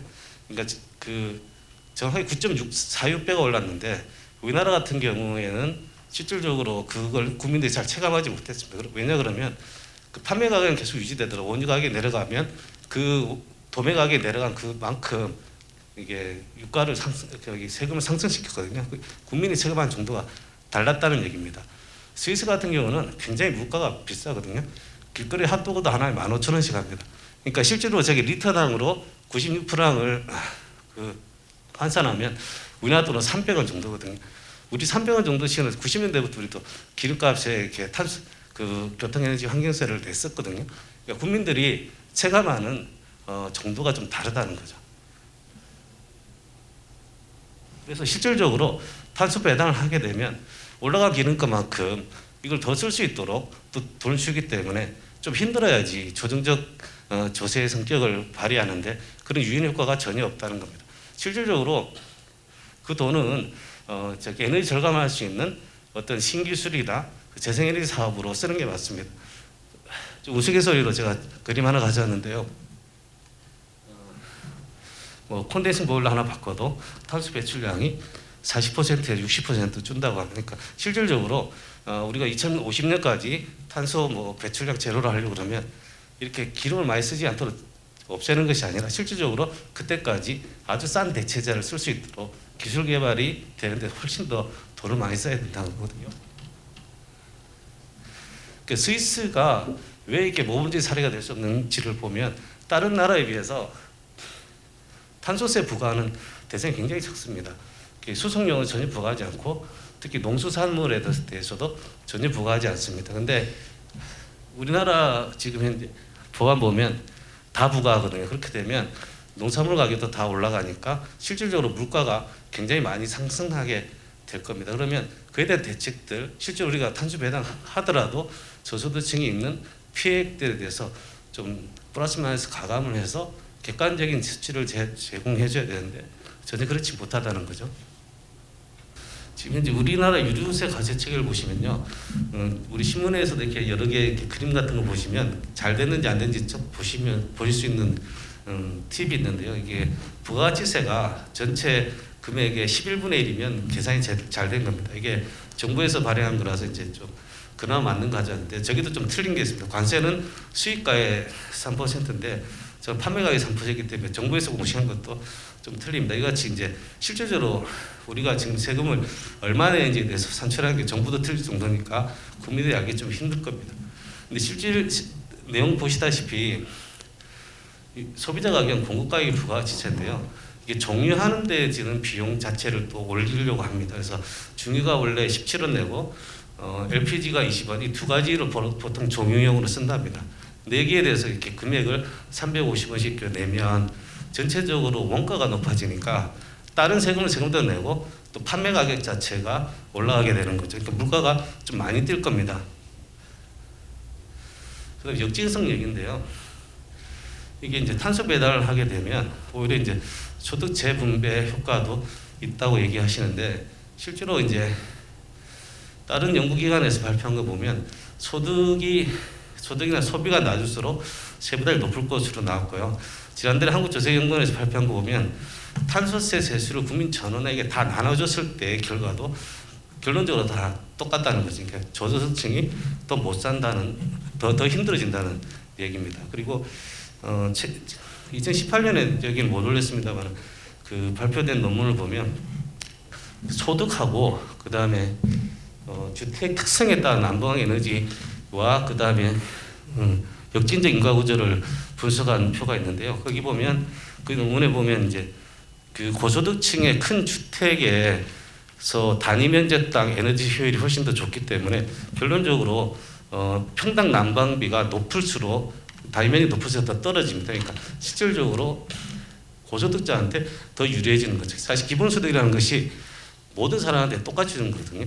똑같이 10만 원 주게 되면 고소득자한테 훨씬 더 유리할 수밖에 없다는 연구 결과가 이미 나와 있다는 거죠.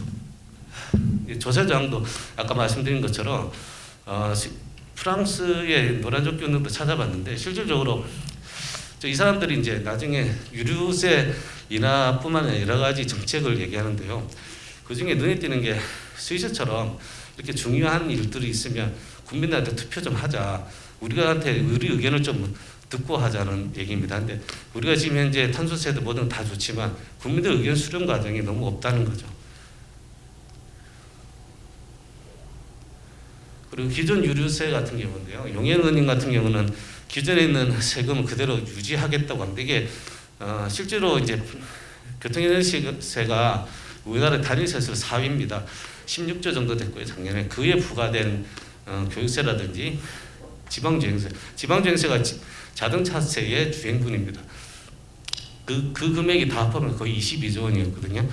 근데 이 부분을 계속 유지한다고 그러는데 이게 탄소세도 부과되면 계속 유지된 이중과세 문제가 있는데 이에 대한 문제점들을 좀 안 했고요.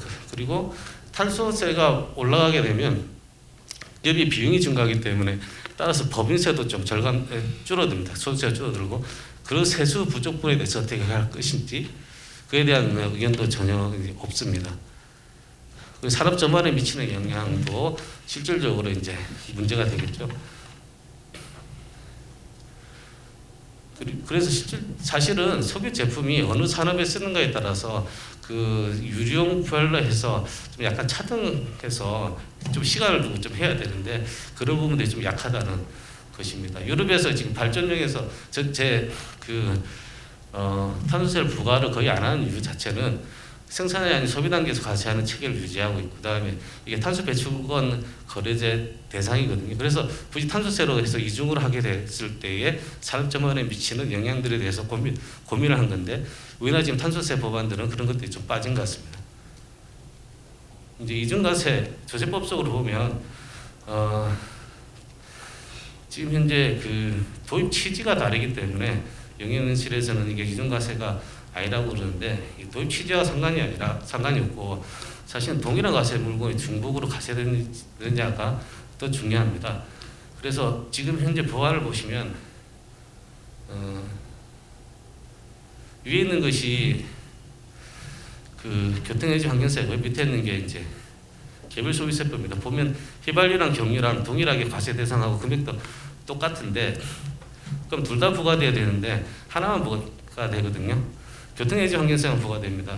실제로 보시면 맨 위에 있는 그래프가 교통에너지 환경세고 밑에 있는 게 개별소비세입니다. 그러니까 개별소비세는 그 휘발유 경유 말고 다른 것들도 과세하기 때문에 실제로 그러면 둘 다 부과되면 더 높아야 되는데 개별소비세가 낮지 않습니까?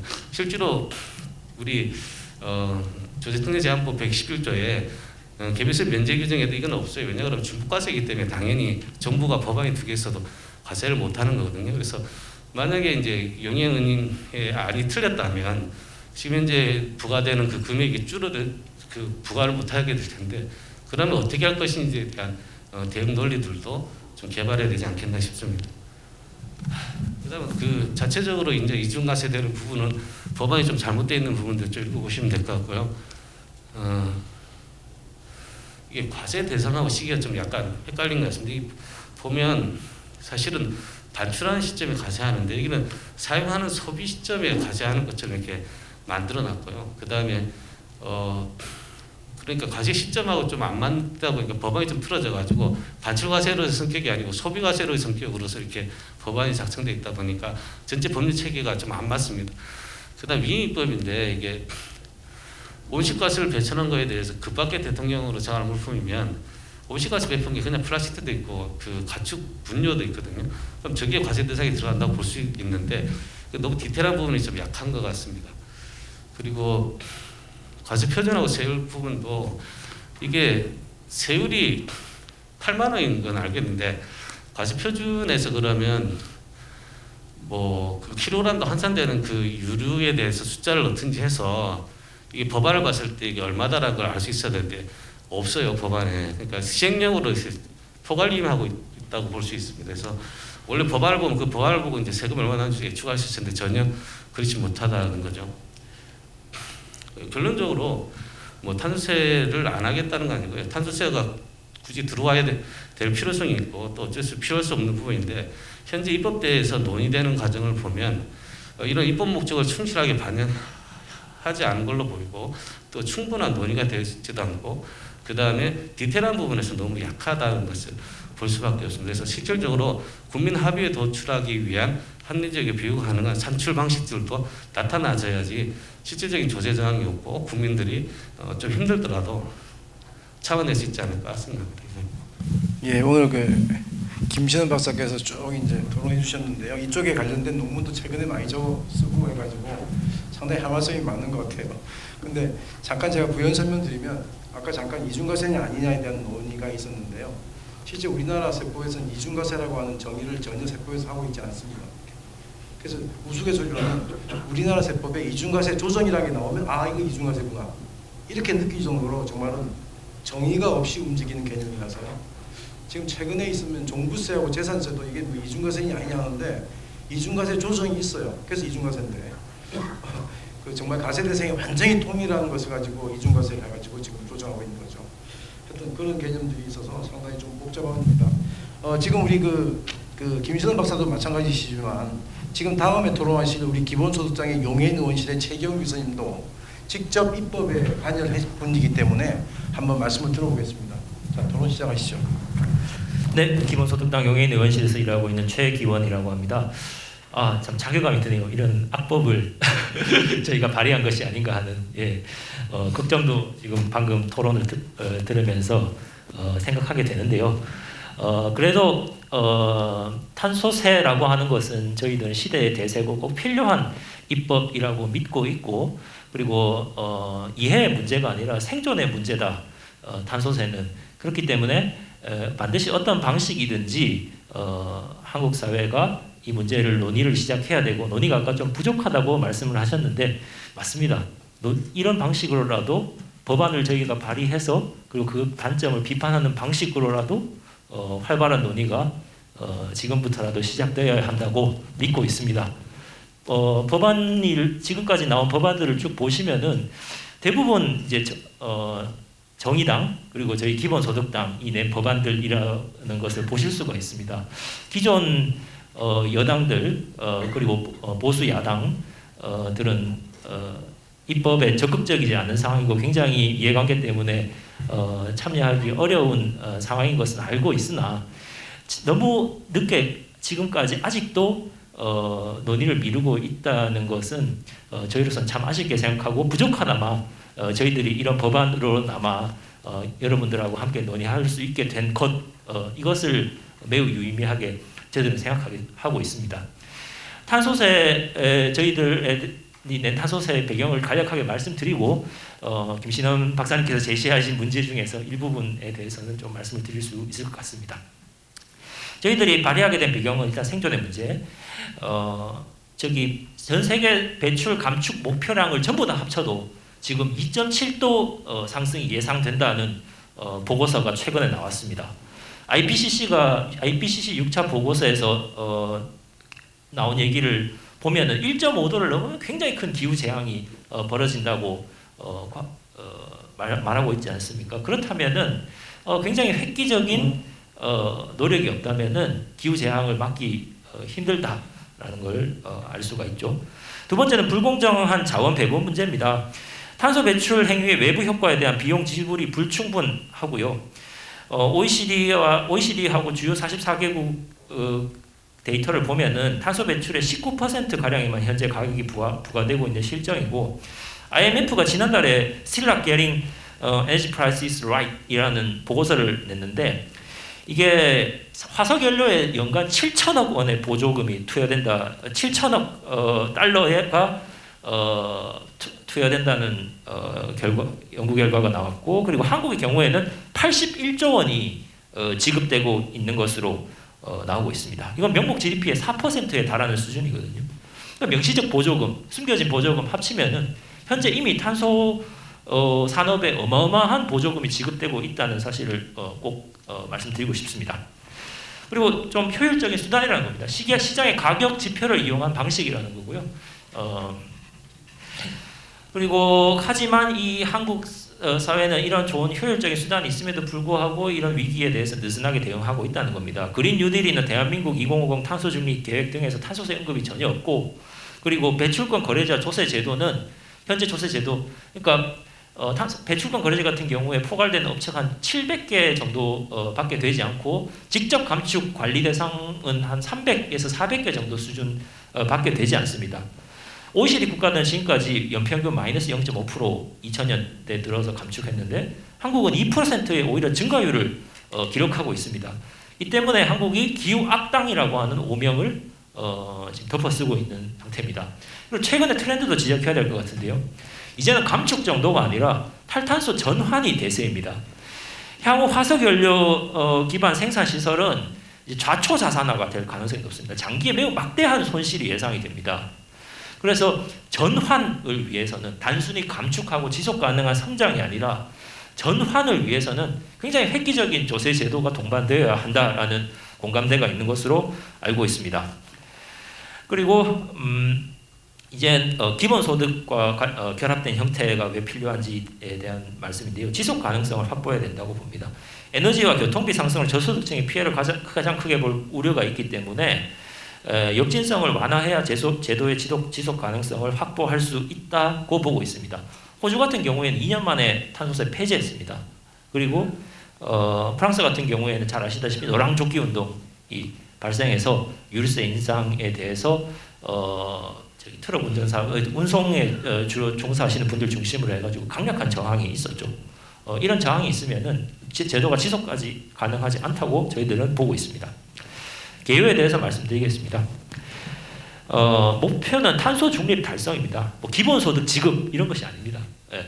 탄소 중립 온실 그러니까 기본소득을 주지 않아도 탄소 중립이 가능하다는 더 좋은 수단이 있으면은 기본소득 탄소세 하지 않아도 괜찮다고 저희들은 생각하고 있습니다. 어쨌든 탄소 중립이 일목표라는 걸 말씀드립니다. 크게 입법은 세 가지 법률안을 발의를 했습니다. 입법 과정에서요. 탄소세법, 탄소세 배당법, 국가재정법 개정안이고요.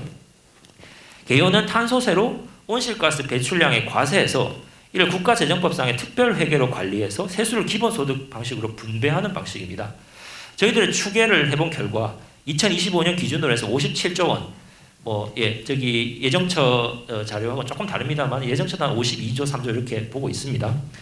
그래서 전 국민에게 1인당 연간 109만 원 그리고 매달 9만 원을 배당할 수 있을 것으로 예측이 됩니다.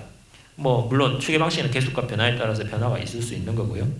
그리고 재정법 형태고요. 현재 국회 기획재정위원회 조세 소위에서 논의 중이고 발의한 의원은 총 13명인데 국민의힘을 제외한 모든 정당의 의원이 참여를 했습니다. 과세 대상은 보시는 바와 같고요. 세율은 이게 기존 에너지세와 다른 점인데 기존 에너지세는 무게나 이제 부피에 대해서 과세하는 세금입니다만은 이 세금은 온실가스 배출량에 대한 과세를 하는 겁니다. 그러니까 1톤의 이산화탄소를 발생하는 상당량에 해당하는 금액 8만 원 그 해당 무게에 대해서 일정 금액을 과세하는 방식입니다. 2021년 4만 원으로 시작해서 2025년 8만 원에 도달하도록 하고요. 탄력세율을 적용하고 있습니다. 그리고 세액공제 관련해서는 유상으로 받은 배출권으로 공제가 가능하고요. 그리고 배당법에 대해서 간략하게 말씀드리면 대한민국 국민 결혼 이민자 영주 자격을 가진 외국인에게 탄소세 세수의 100%를 연 2회 현금으로 지급하는 방식이고 수령자나 국외 체류기간이 60일 이상이면 수급권자에서 제외합니다. 수급권은 양도하거나 담보 제공이 불가능하고요. 배당액에 대해서는 국세나 지방세를 부과하지 않습니다. 이건 논쟁의 여지가 있는 부분이라고 할 수가 있습니다. 세수 축에 대해서 말씀을 드리면은 이게 국가 통계로 나와 있습니다. 2023년 7억 톤으로 설정해서 각 탄소 감축 계획에 따라서 계속 줄어들 텐데요. 그 줄어드는 부피의 이제 세수 정한 세수 금액을 곱하면은 이제 금액이 나오게 되는 거겠죠. 대체로 30조에서 50조 사이로 저희들이 보고 있고 탄소 배출이 감축될수록 이 금액은 이제 탄소 가격 자체가 높아지면은 그게 변수긴 하겠습니다만 대체로 줄어드는 방향으로 유도하려고 하고 있습니다. 순차적인 세율 인상은 순 배출량 감소를 가속하기 위한 것이지 기본소득의 액수를 높이기 위한 것이 아닙니다. 기본소득 액수를 최적화해서 높이기 위한 방식이 아니라 탄소 배출량을 지속 가능한 수준에서 감축할 수 있는 수준으로 시장에 신호를 주는 금액을 합리적으로 산정해야 된다고 보고 있습니다. 기존 에너지 관련 세제와의 부가체제 정비 관련해서 말씀을 드리겠습니다. 과세 대상 비교표가 있는데요. 교통에너지 교통세 같은 경우에는 휘발유 경유, 개별 소비세는 나머지, 그리고 저희들은 나프타, 아스팔트, 항공유, 무연탄, 코크스를 더 추가해서 과세를 하는 방식입니다. 교통에너지 환경세나 개별소비세법은 리터당, 킬로그램당 과세를 하는 방식이고요. 탄소세법은 온실가스 배출량에 따라서 과세하는 방식입니다. 교통에너지 환경세를 일단 저희 참 고민이 많이 되는 부분입니다. 유지하는 것으로 저희들은 생각하고 있고요. 교통시설 확충에 사용되는 현행 용도를 에너지 전환기금으로 사용하도록 목적 규정을 바꾸려고 보고 있습니다. 지금 현재 대부분 교통 인프라에 투입됨으로써 오히려 화석 연료를 사용해서 돌아다니는 교통수단에 대해서 보조금을 지급하는 양상이 되고 있습니다. 그렇기 때문에 좀 더 현재 기후 대응 기금에 많은 돈을 투여하는 것으로 이제 합의는 되고 있습니다만 좀 더 많은 적극적인 대응을 위해서 에너지 전환 기금으로 전환하는 것이 필요하다고 보고 있고요. 개별 소비세 대상 에너지는 모두 탄소세 부과 대상 에너지에 해당되는데 이중과세 문제가 분명히 제기될 수 있다고 생각합니다만은 역시 아까 말씀 주신 대로 참 이중과세라는 게 저희도 뭔지 잘 모르겠습니다. 솔직히 말씀드리면 현재 이 케이스마다 되게 다양한 방식으로 이중과세 판단이 이루어지고 있는 것으로 알고 있는데요. 교통에너지세 같은 경우에는 과세 방식도 다르고 과세 목적도 다르고 개별 소비세도 마찬가지고 탄소세도 마찬가지로 과세 목적과 방식이 다르기 때문에 이것이 따로 과세될 수도 있다고 생각은 합니다만 저희들은 이런 형식에 대해서 지나치게 좀 저희 입장을 고수해야 된다고 생각지는 않습니다. 수용 가능하고 합리적인 방식이라면은 그리고 충분히 정책 목적을 달성할 수 있는 방식이라면은 에너지세하고의 통합도 가능하다. 그러면 합리적인 안들을 저희들은 수정 과정이나 논의 과정에서 만들어 가야 한다고 생각하고 있습니다. 배출권 거래제에 대해서 말씀드리면요, 탄소세에서 공제할 수 있도록 규정하고 있습니다. 이거는 탄소세를 시행하고 있는 유럽 국가들의 케이스가 되게 다양한데 여기에 사례를 연구하면은 좀 합리적인 결론을 도출할 수 있지 않을까 생각합니다. 무상 할당 방식, 그러니까 탄소세를 내는 기업에 한해서는 배출권을 무상으로 주는 방식이 있고요. 아니면은 세액 공제를 해주고 소득세 등에서 세제 혜택을 주는 방식이 있을 수 있습니다. 이 두 가지 중에서 선택할 수 있다고 보는데 일단 저희들의 안은 공제를 하는 안으로 보고 있고요. 배출권 거래제 역시 고유의 기능이 있다고 보기 때문에 현재의 유명무실한 배출권 거래제 이상으로 좀 더 확대 시행해 나가면서 탄소세와 병행해서 탄소 감축 정책으로서 자리매김할 수 있도록 노력이 필요하다고 보고 있습니다. 현재 배출권 시장 규모가 1조 원 정도, 1.3조 원 정도밖에 되지 않습니다. 그래서 교통에너지 환경세의 비중이나 혹은 앞으로 거둘 탄소세의 비중에 비교하면은 너무 미약한 조정 기능이라고 볼 수가 있습니다. 일단 배당에 대한 말씀을 다음으로 드리겠습니다. 소득 역진성 문제가 지적됩니다. 되게 많은 학자들이 소득 역진성 이야기하고 있습니다. 에너지 및 상품 가격 상승을 해서 소득 대비 저소득층이 더 큰 피해를 입게 됩니다. 그래서 균등 분배를 통해서 역진성을 완화해야 된다고 보고요.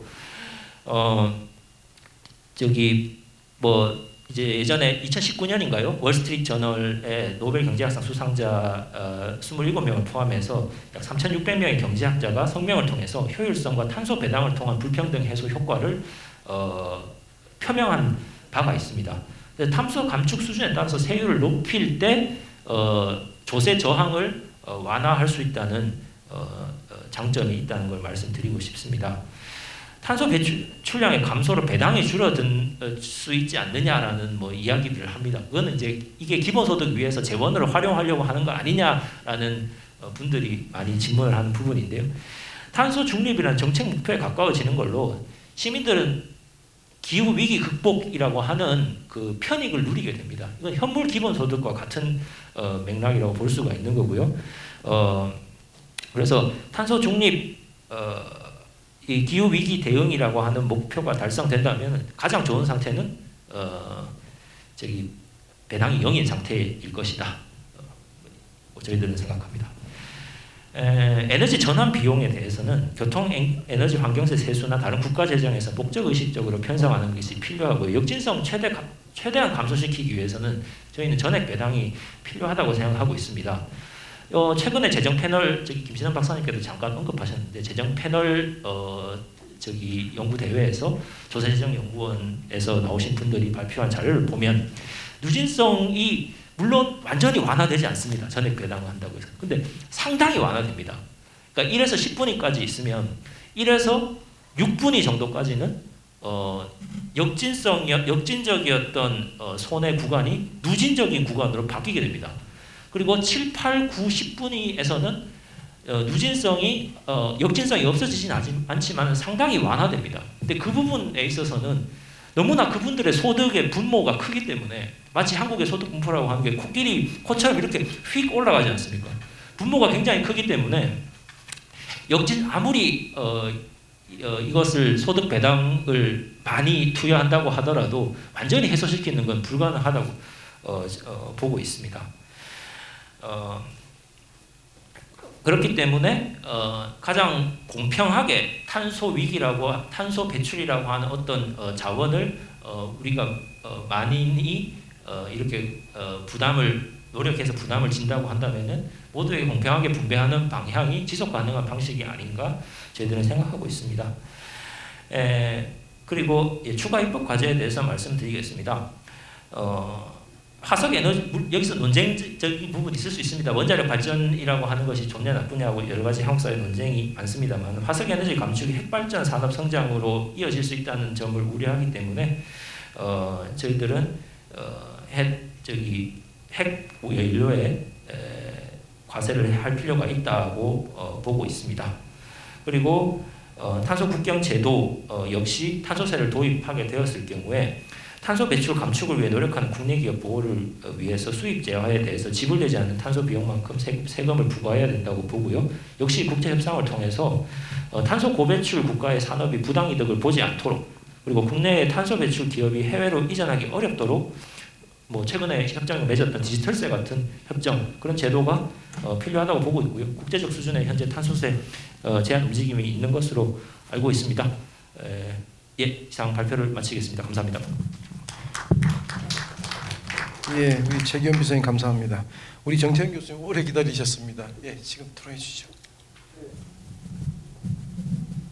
연세대학교 정태영입니다. 먼저 불러주셔서 감사하고요.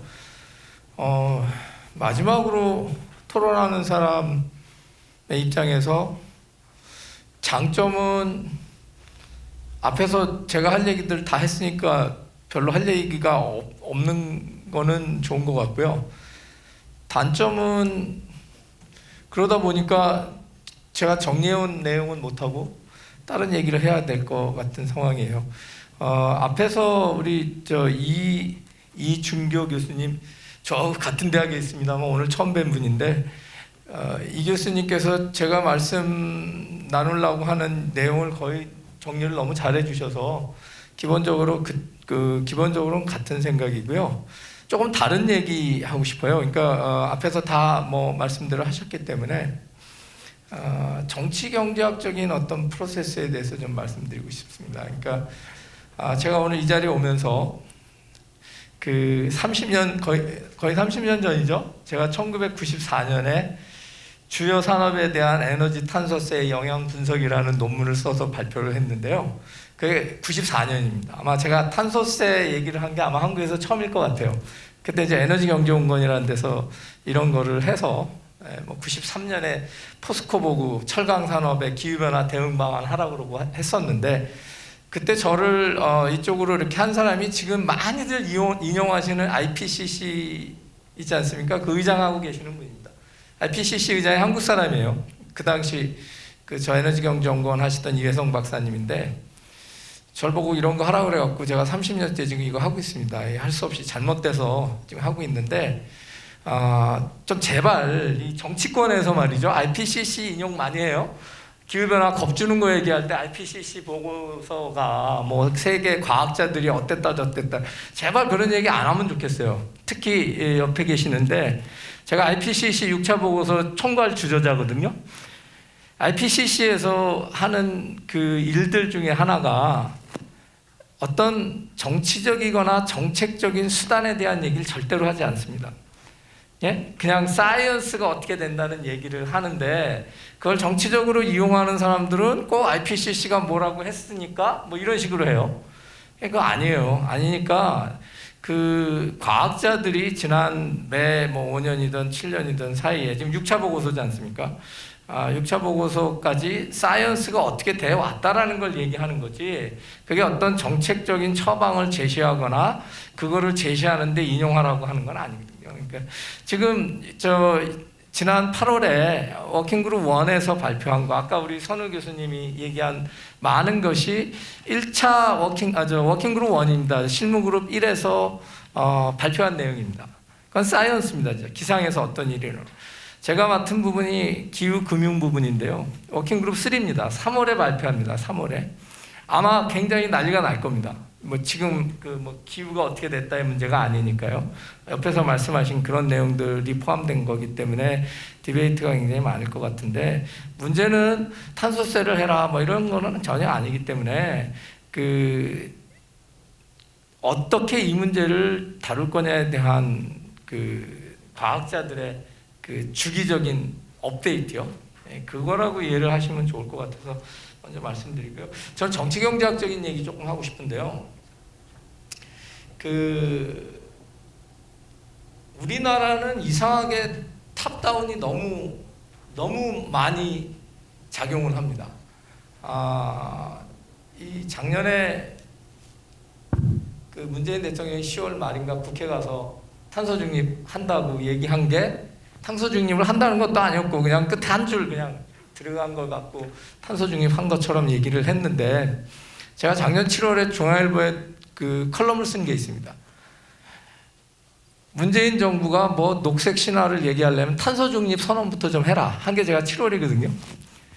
그때 아무도 특히 뭐 기재부, 산자부 제가 그린 뉴딜 위원 하고 있습니다만 아이고 정 교수님 무슨 소리 하냐 큰일 날 소리 하냐 하더니 10월 28일 날 갑자기 발표를 하고 나서 한 줄 그러고 나서 그린 뉴딜 위원회 모였더니 아이고 우리 잘한 거 아니냐 제가 그랬습니다. 그 자리에서 잘하긴 뭘 잘하냐 9월 달 8월 달에 일본이 안 할 때 중국이 안 할 때 먼저 했으면 잘했다는 소리를 들을 텐데 세계 1등인 중국이 2020년에 하겠다고 그러고 5등인 일본이 하겠다고 하고 그 후에 한이 똑같은 걸 해도 그냥 따라한 것 같이밖에 안 보인다. 아무 효과 없었어요. 사실은. 그리고 옆에서 지금 우리 최기현 비서님께서 굉장히 중요한 말씀하셨는데 제가 늘 얘기하는 게 한국 정부가 이거 줄이겠다고 얘기한 건요. MB정부 때 했어요. 녹색성장이라 그래서. MB정부 때 10몇 프로 늘었을걸요. MB정부 기간 동안. 박근혜 정부 아무 생각 없이 있다가 뭐 BAU 어쩌고 저쩌고 하다가 계속 늘렸어요.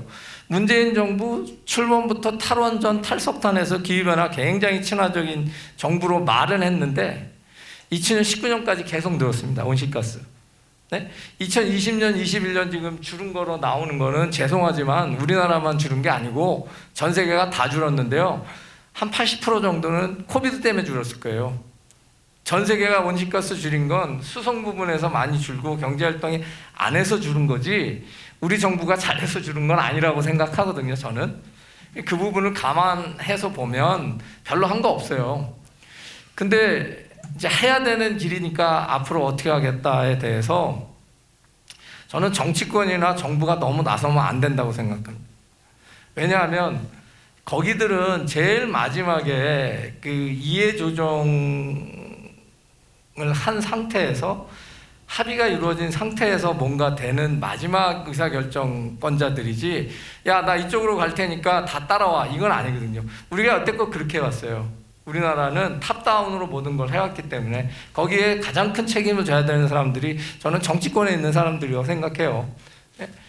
그래서 지난 몇십 년 동안 뭐 기후악당 소리를 들어온 나라가 갑자기 뭐 탄소세를 한다, 배출권 거래제도 한다, 이거가 우선 저는 잘못됐다고 생각해요. 바뀌었습니다. 뭐냐면 사회가 지금 옆에서 아까 말씀하신 대로 사회가 카본이라는 것에 대해서 가격을 지불해야 된다. 사회적 비용을 지불해서 혜택을 어떻게 나누든 간에 카본 프라이스라는 거가 사회적 비용이다라는 거에 대한 컨센서스가 없는 상태에서 지금 이렇게 하니 따라와라, 저렇게 하니 일로 와라, 이거는 아니라는 거죠. 그러니까 우선 정말 해야 되는 일들은 소비자가 그걸 뭐 나중에 할당을 받든 기업에서 영향을 어떻게 받든 그런 거에 대한 각자 다른 이해 당사자들의 얘기를 합치는 프로세스가 있었냐? 없어요.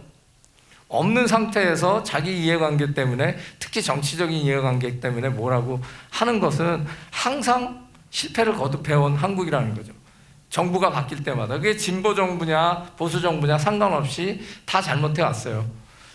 그래서 다음엔 제발 좀 정치권이 가만히 있으면 좋겠어요, 정부가. 왜냐하면 우리나라 경제가 중국처럼 국가 주도의 국가 경제를 하는 나라가 아니고 시장을 중심으로 이루어지는 경제라면 시장에 어떤 시그널을 줄 거냐를 생각해야지, 시장에 어떤 시그널을 준다는 거는 저는 시장을 통해서 혁신도 될 수 있고 시장을 통해서 훨씬 다른 방법도 될 수 있고, 기술이라는 것이 정부가 R&D 몇 프로 준다고 그게 기술이 되겠습니까? 전 세계에서 R&D GDP 비중 가장 높은 나라예요. 우리나라는 그것만 강조해요. 2점 몇 프로 GDP에 R&D를 쓴다. 결과물은요? 결과물에 대해서는 얘기 안 해요. 항상 인풋만 얘기하지. 그러니까 그런 게 아니고 어떻게 하면 민간을 활성화시킬 거냐, 또 지금 옆에서 말씀하시는 것도 소비자들의 행동 변화를 어떻게 갖고 올 거냐, 이제 그런 거에 대한 이해상충 문제를 충분히 논의를 하고 그 다음에 뭔가 그게 법이 되던 제도가 되던 뭐 아니면 뭐 시행령이 되던 뭐 이렇게 해야 되는데 그냥 반대로 가고 있는 거죠. 우리는. 저는 그게 제일 큰 문제라고 생각해요. 절차상에 탑다운은 무조건 나 일로 가니까 쫓아와라. 그렇게 하고 뭐 어떤 데는 나는 기업이니까 비용이 올라가니까 못하겠다. 나는 뭐 그래도 이거를 국제사회 약속이니까 지켜야 되니까 해야 된다. 50%를 줄이든지 40%를 줄이든지 한국이 국제사회에 보여진 모습은 한 번도 약속을 안 지킨 나라예요. 아까 말씀하신 대로 OECD 국가들은 다 몇 프로라도 줄여왔지만 우리나라는 늘려온 나라거든요. 한국에 대한 신뢰가 없어요. 한국 사회에 대한 신뢰가 없는 거예요. 뭐 여기 어느 용해인 의원님께서 뭘 입법을 하셨는지 어쨌는지 처음 들었는데 그런 게 중요한 게 아니고 한국 사회가 국제사회에서 신뢰를 가지려면 우리가 어떤 컨센서스를 갖고 해나가느냐가 중요한 거지, 이걸 해서 뭐 배당을 줄 겁니다, 뭐 어떨 겁니다, 그거는 그 다음에 얘기라는 거죠. 제가 말씀드리고 싶은 거는 우리가 해본 것들을 좀 바꿔봤으면 좋겠다는 거예요. 탑다운으로만 해왔다는 게 문제고요. 오늘 주제인 탄소중립 2050 세자상 대응은 당연히 해야죠. 세제상 대응은 해야 되는 게 답인데 이거를 탄소세로 할 거냐, 배출권 거래로 할 거냐, 합칠 거냐, 뭐 어떻게 할 거냐는 제가 보기엔 다음에 논의해요. 이 사회적으로 카본에 대한 가격을, 비용을 지불할 거냐 여부에 대해서 컨센서스가 없어요. 그런 상태에서 다 거두절미하고 야 이거 탄소세로 하냐 배출권 거래제로 하냐는 물론 전문가들이 해야 되는 거고 저도 이런 거 하는 사람입니다만 뭐 저희들의 그 학자들의 논의라든가 뭐 정책 관련된 기관에서의 논의라는 것이 이런 의사결정을 하는 분들한테 도움을 줄 수는 있지만 그게 다다라고 얘기하기는 곤란하다는 거죠. 또 하나 제가 언론 얘기하고 싶은데요. 지금 저 CBAM 때문에 탄소국경 조정 메커니즘 EU가 말한 이거 나면 한국 기업들 다 난리 날 것처럼 언론에서 쓴다고요. 예? 그 사람들이 뭘 기준으로 그렇게 얘기하는지 제가 모르겠는데 이 제도 될지 안 될지 잘 몰라요. 아까 미국 바이든이 한다? 공화당 되면 분명히 안 할 겁니다. 여태껏 기후변화 협상에서 문제가 됐던 건 미국이었으니까요. 항상. 예? 제가 97년 교토에도 갔었는데 그때도 미국 민주당 정부가 어렵게 밀어붙여갖고 고든 누구죠? 그 알고 오는 것 때문에 협상을 하루 딜레이 시키고 교토의정서라는 거 만들었거든요. 공화당으로 가니까 바로 안 했어요. 파리 협약의 가장 중요한 역할을 한 사람은 저는 오바마라고 생각합니다. 미국의 오바마 정부 아니었으면 안 됐거든요. 대국 협상하고 났는데 트럼프 되자마자 이거 안 해하고 파리 들어가지도 않았어요. 바이든이 오니까 다시 한다고 그러거든요. 다음번에 공화당이 되면요. 그러니까 이거에 대해서 준비하는 건 맞는데 지금 마치 이게 뭐 우리나라 철강에 뭐 우리나라 시멘트에 뭐 엄청난 영향을 줄 것처럼 얘기들을 하는데 그렇게 얘기하기 이전에 좀 분석을 해봐야죠.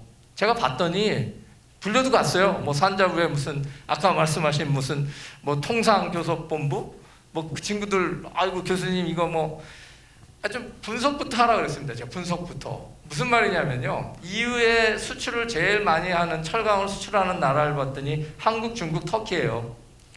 터키는 영내 국가예요. 그러면 한국하고 중국이잖아요. 그러면 한국하고 중국이 중국이 훨씬 더 탄소 비용을 많이 했으면 우리 비용은 올라가는지 몰라도 중국이 수출하던 걸 우리가 대체할 수도 있잖아요. 그런 분석은 안 해요. 그러니까 이게 전체적으로 놓고 보고 얘기를 해야 되는데 마치 그냥 그거 되면 우리가 그러면 EU는 높은 가격으로 탄소가 가격이 포함된 철강을 앞으로도 계속 쓸 거냐?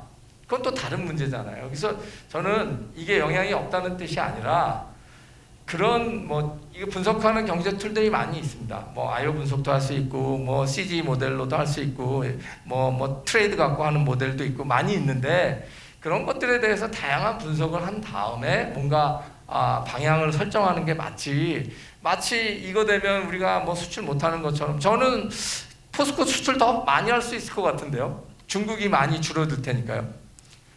그런 거 지금 제가 분석 안 한 상태 하고 있습니다만은 분석 안 한 상태에서 뭐라고 말할 수 없기 때문에 그런 다양한 여러 분석의 결과에 기반한 그 의사결정을 했으면 좋겠다는 거고요. 정부나 정치권이 가만히 있으면 좋겠다는 얘기를 제가 여러 번 강조하는데 또 한 번 말씀드리고 싶은 게 작년에 그린 뉴딜 뭐 이거 하기 이전에 뭐 나중에 알고 보니까 그 사람이 민주당에서 굉장히 영향력 있는 의원이더라고요. 부르더라고요. 그래서 뭐 이렇게 하려고 그러는데 어떻습니까? 그래서 제가 뭐라 그랬냐면 1년도 안 남은 정부가 뭘 하려고 그러냐. 가만히 있어라. 다음번 정부가 알아서 하게. 누가 됐든. 그게 아니고 우리는 2년 더 하기 때문에 뭐 하겠습니다. 그래서 제발 당신들이 가만히 있으면 그린 뉴딜도 제대로 될 것 같다. 제가 그렇게 얘기했는데 무슨 말이냐면요. 정부가 모든 걸 다 할 수 있다. 정치권이 뭔가 내가 법을 만들면 될 것 같다라는 착각을 하고 있어요. 그렇지 않습니다. 절대로. 그러니까 이 사회 의사결정이라는 것이 그렇게 되지 않기 때문에 저는 제발 이 정부나 정치권에서 모든 걸 다 해야 된다. 우리가 어떤 의무감 같이 얘기해요. 그리고 모든 걸 다 할 수 있다라고 생각하는 이거부터 바꿔주지 않으면 그러면 컨센서스 베이스에 밑에서부터 다양한 의견을 수렴하고 합쳐서 그것이 법제화되고 지켜나가고 그런 과정을 한 번도 안 해봤어요. 저희가. 그래서 기왕에 지금 여러 분야에서 관심을 갖고 이 문제를 도전하려고 하니까 그런 새로운 절차나 과정을 만들어 보는 거 제가 정치경제학적으로 좀 얘기하자고 하는 건 그런 얘기입니다. 디테일은 저희 전문가들 많습니다. 이거 지금 여기 세제 쪽인데 세제 쪽의 전문가들을 보고 이거 하라 그러면 얼마든지 할 수 있고요. 이걸 법으로 보시는 분들도 많이 계시고요.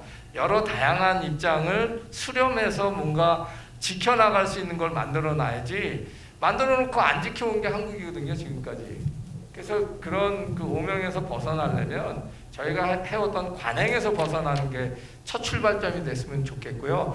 그런 의미에서 제가 오늘 처음 용해인 의원실에서도 훨씬 더 많은 분들하고 얘기를 나눠보세요. 우리는 이쪽으로 가야 되는 거니까 이걸 해야겠다가 아니라 이렇게 가야 될 때 문제점이 뭔지 어떤 걸 더 보완해야 되는 건지 어디랑 더 얘기를 해야 되는 건지 그런 프랙티스를 좀 만들어 나가시면 제가 말씀드리는 정치 경제학적으로 우리가 해온 탑다운이 아닌 바텀업의 어떤 관행을 만드는데 정치권이 조금이라도 뭘 기여해야 되잖아요. 우리나라에서 제일 못하는 데가 정치 아니에요? 그러니까 제일 못하는 사람들이 조금이라도 기여해야지. 정치권이 못하는데 뭘 하겠다고 나서면 많은 사람들은 또 못하는 거 아니냐, 또 망치는 거 아니냐 이렇게 생각하거든요. 그러니까 제발 좀 그 듣는 얘기부터 하면 좋겠어요. 이런 거 제안하시기 이전에 정치권이 할 일은 그거 같고, 이런 학회나 이런 데서는 가능한 한 뭐 다양한 의사 결정을 할 수 있는 영향을 받는 집단의 얘기를 많이 들으셔서 모아서 뭔가 그런 과정을 만들어가는 거. 우리 그 프로세스가 너무 부족한 것 같아요. 제가 뜬금없는 얘기를 했는데요. 제가 원래 하고 싶은 얘기는 토론문에 다 써 있었습니다. 근데 다른 분들이 다 많이 말씀하셔서 제가 다른 얘기 했습니다. 감사합니다. 뜬금없는 얘기 아니라 상당히 재미있고 의미 있는 얘기 같습니다. 오늘 논의가 환경공학에서 또 텍스에서 또 폴리티컬 이코노미 쪽으로 해서 상당히 다양한 목소리들이 나와서 정말 논의가 무르익은 것 같습니다. 자, 이제 플로어에서 몇 분 그 질문이나 말씀하실 거 있으면 저희들이 듣겠습니다. 자, 손 들어 주시죠.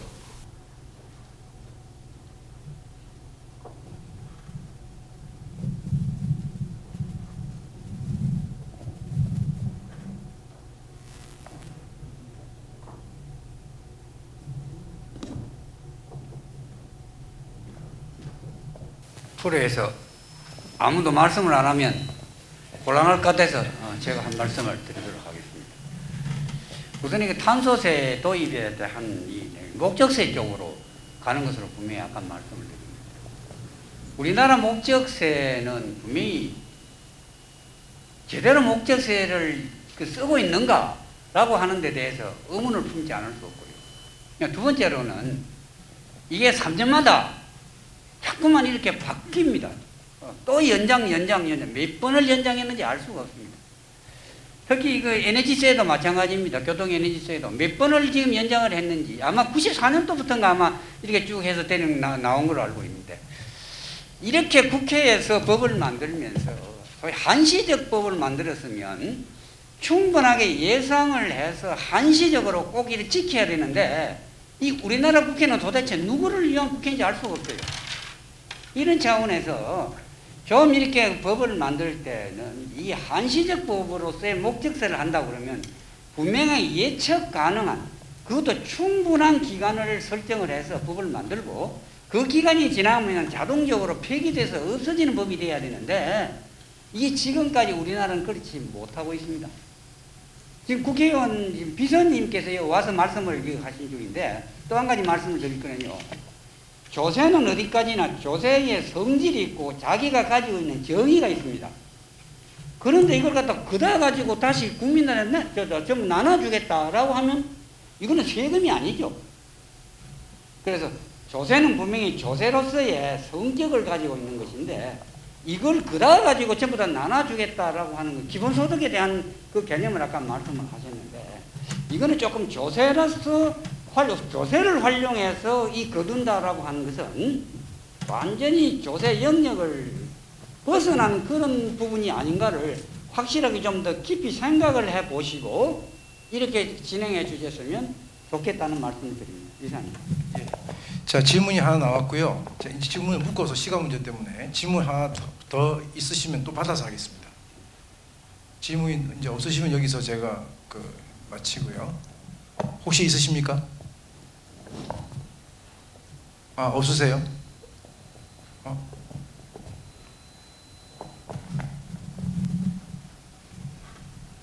없으시면 지금 거기에 대한 답변은 제가 보기에는 우리 최경 비서님 혹시 하실 수 있으면 하시고 안 하셔도 되고.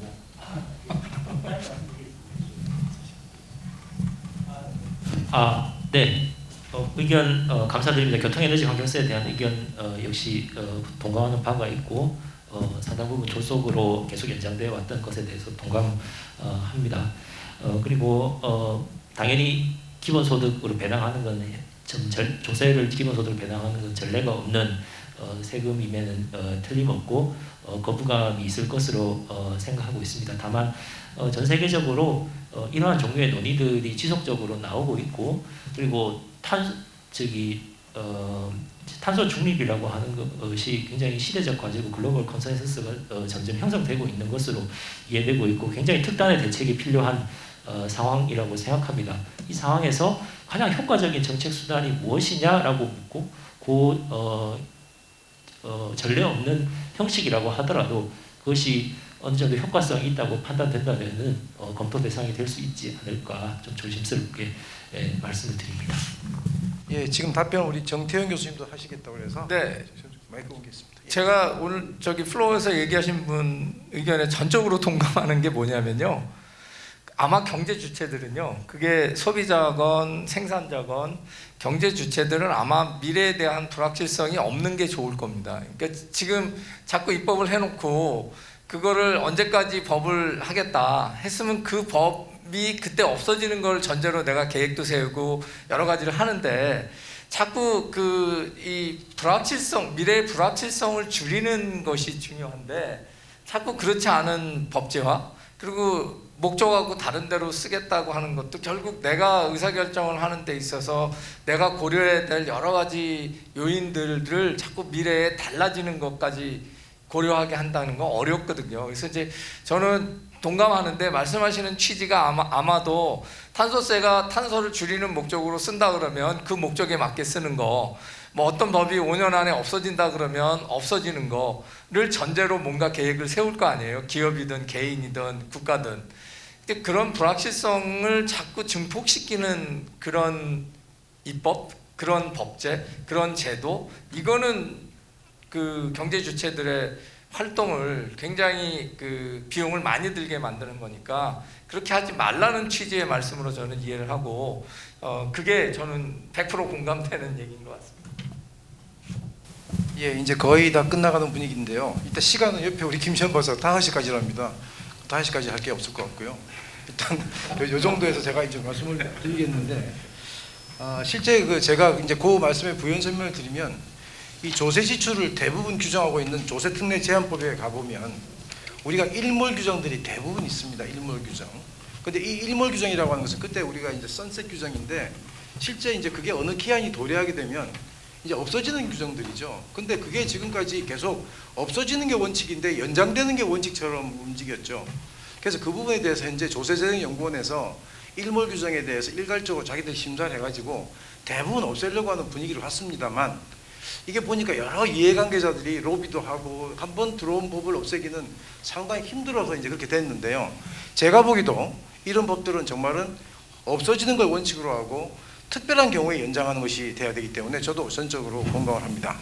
자, 오늘 우리 탄소 중립 2005에 대해서 세제상 대응 문제를 하다 보니까 정말 환경공학 하신 분도 있고 우리 텍스 쪽 하시는 분도 있고 지금 폴리티컬 이코노미에 대해서 말씀해 주시는 분도 있고 해서 정말 다양한 소리를 들어볼 수 있었습니다.